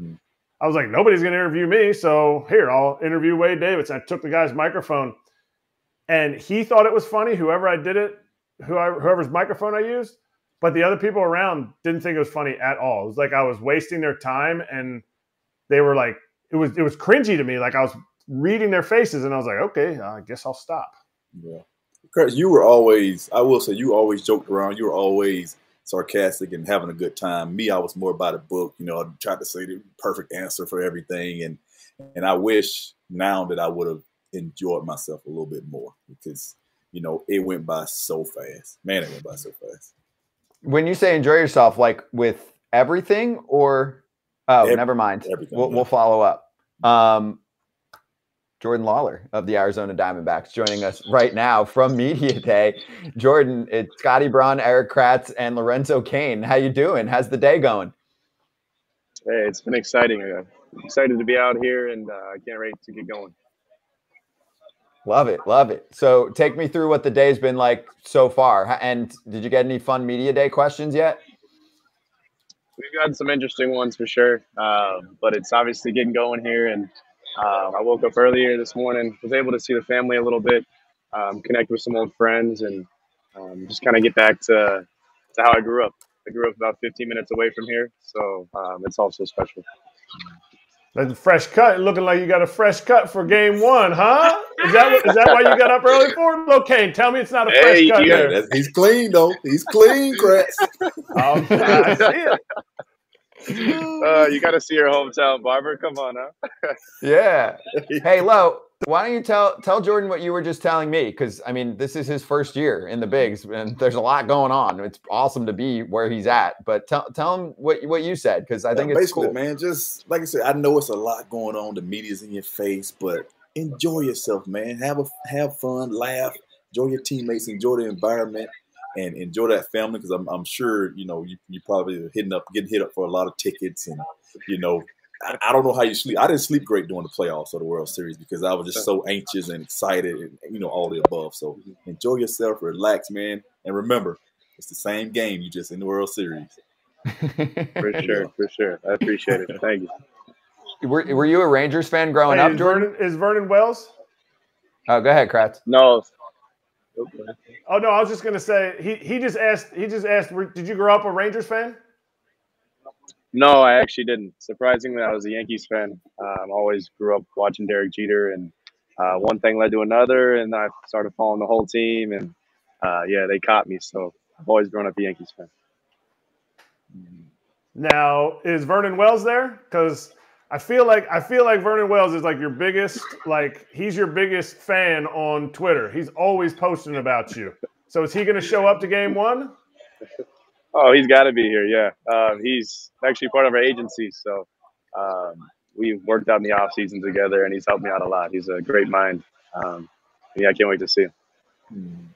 Hey, we just talked to Brandon Pfaadt. What do you think of what's gone on with him? Because you got to observe. Were you guys on the same squad in the minors?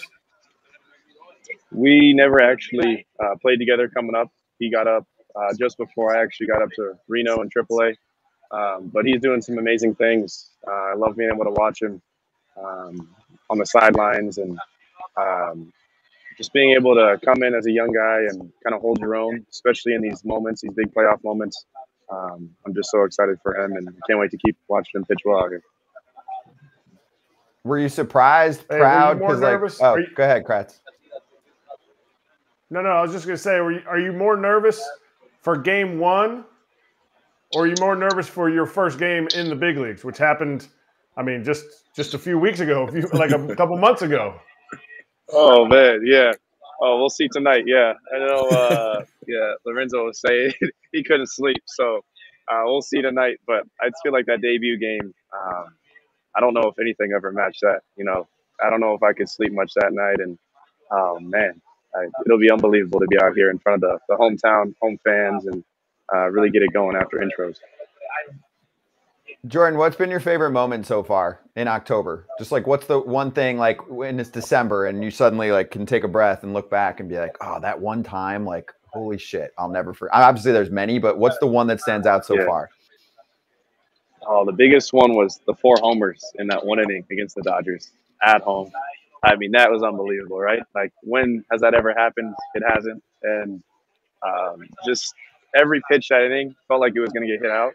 And then to top it off, you technically had 5 because one was foul from Moreno. So Moreno goes backside, foul ball. Next pitch, walks back to the plate, another homer, pull side. It's what is happening out here? What were you guys saying in the dugout during that time? Were people I mean, at this point, another one's coming?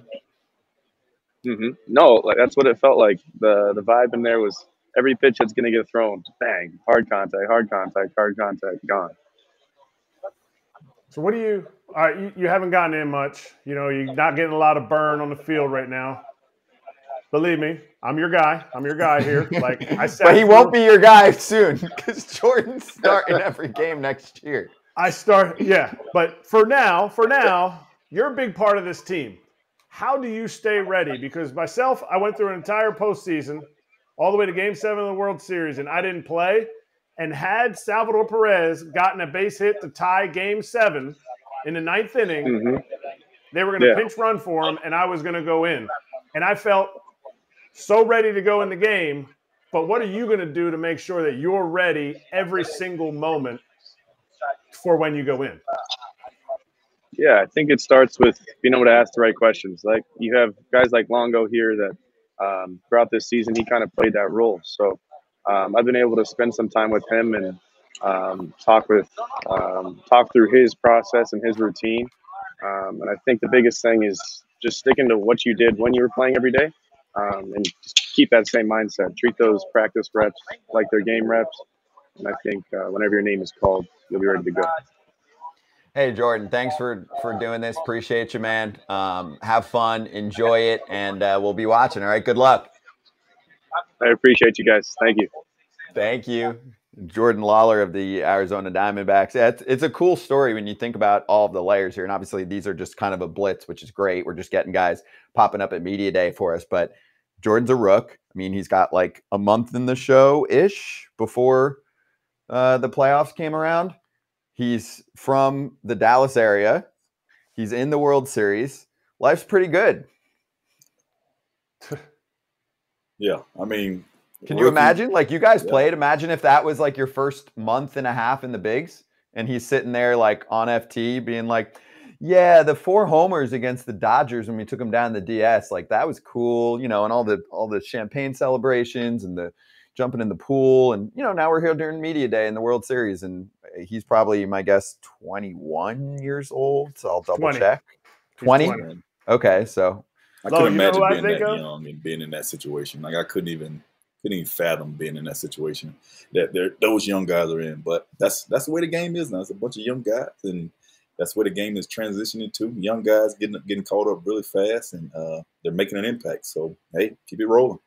Remember who I think of, LoCain? Brandon Finnegan. Oh, that dude came up. Finney came up like literally September 14th. And then he was thrust into huge spots and huge situations. Like this dude gave us huge innings. And I remember thinking like, he is barely in the big leagues. Like I was playing in rookie ball at the same time when I got drafted. I was in instructs. Like, exactly.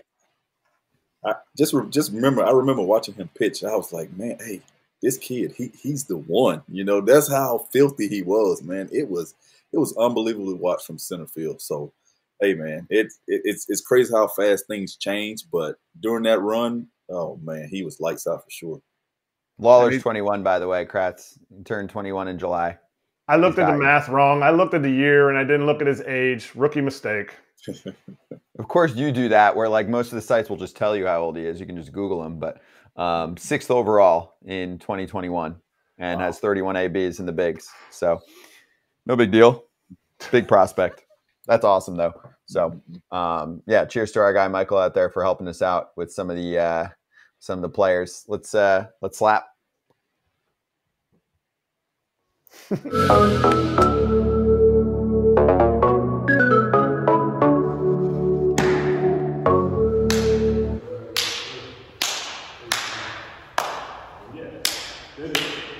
Kratz hats, what do you got? I'm getting down there. I'm getting to the bottom. Now, it's just a Yankees hat, right? Just a Yankees hat. Not a big deal. But I can't believe I just found this. It was sitting on my shelf. This is a trophy hat for me. So, little Jackie Robinson Day hat. When you don't always get called up until like May or June and you get to wear a Jackie Robinson hat, it's on the trophy shelf. Wow. There you go. Love that. Love Beautiful that. Thing, Kratz. Yes. We have Mr. Rosenthal. Ken's joining us tomorrow. And so is Big Woo. Maybe Big Woo will give us some breaking Craig Counsell news. Here's a breaking news. You have to tune in to check out Big Woo's haircut. Oh, wow. He texted me about his haircut. LoCain, it might make you cry. Oh, man. I just talked to him 2 weeks ago when he told me he's having surgery or whatever. Oh, man. Yeah. New cut. Damn. Little post-surgery haircut. Wow. Okay. Good little teaser there. And lastly, we want to announce and make sure we promote on December 2nd the Pedro Gomez Foundation golf tournament and auction. If you want to get involved, all proceeds provide student scholarships. It's out there at Whirlwind Golf Club in Chandler, Arizona. The late, great legend Pedro Gomez. Such amazing contributions to this sport. So well liked by everyone in the game. Such a gamer, such a grinder. Unfortunately, lost him way too soon. And if you sign up for that golf tournament, there's a ton of goodies involved: breakfast, golf, drink tickets, golf balls, giveaways, the whole deal. So live music, cocktails, awards afterward, auction. And you can use the QR code right there on the screen for more information and to sign up to be involved. A lot of cool events going on in December. Baseball does a great job. I mean, the sport is every day. And then there are people doing a lot of hard work to put together events like this in the off season to, connect fans with people that are going to be there. So again, it's December 2nd in Chandler, Arizona, and you can see more information there on the QR code. And that's all we got. That was a nice, fully packed day with a little media day action. So appreciate you. Yeah, tomorrow, Ken Rosenthal, Big Woo, Jay Fish is joining us for a Friday show. And reminder, I want to keep saying this, after every single World Series game, FT is live with a post-game show, with the Real Talk post-game show for you. So, guys, enjoy the World Series. And Kratz, I'll see you tomorrow. LoCain, we'll see you when we see you. All right. You guys take care. See ya. LoCain, you looking bald.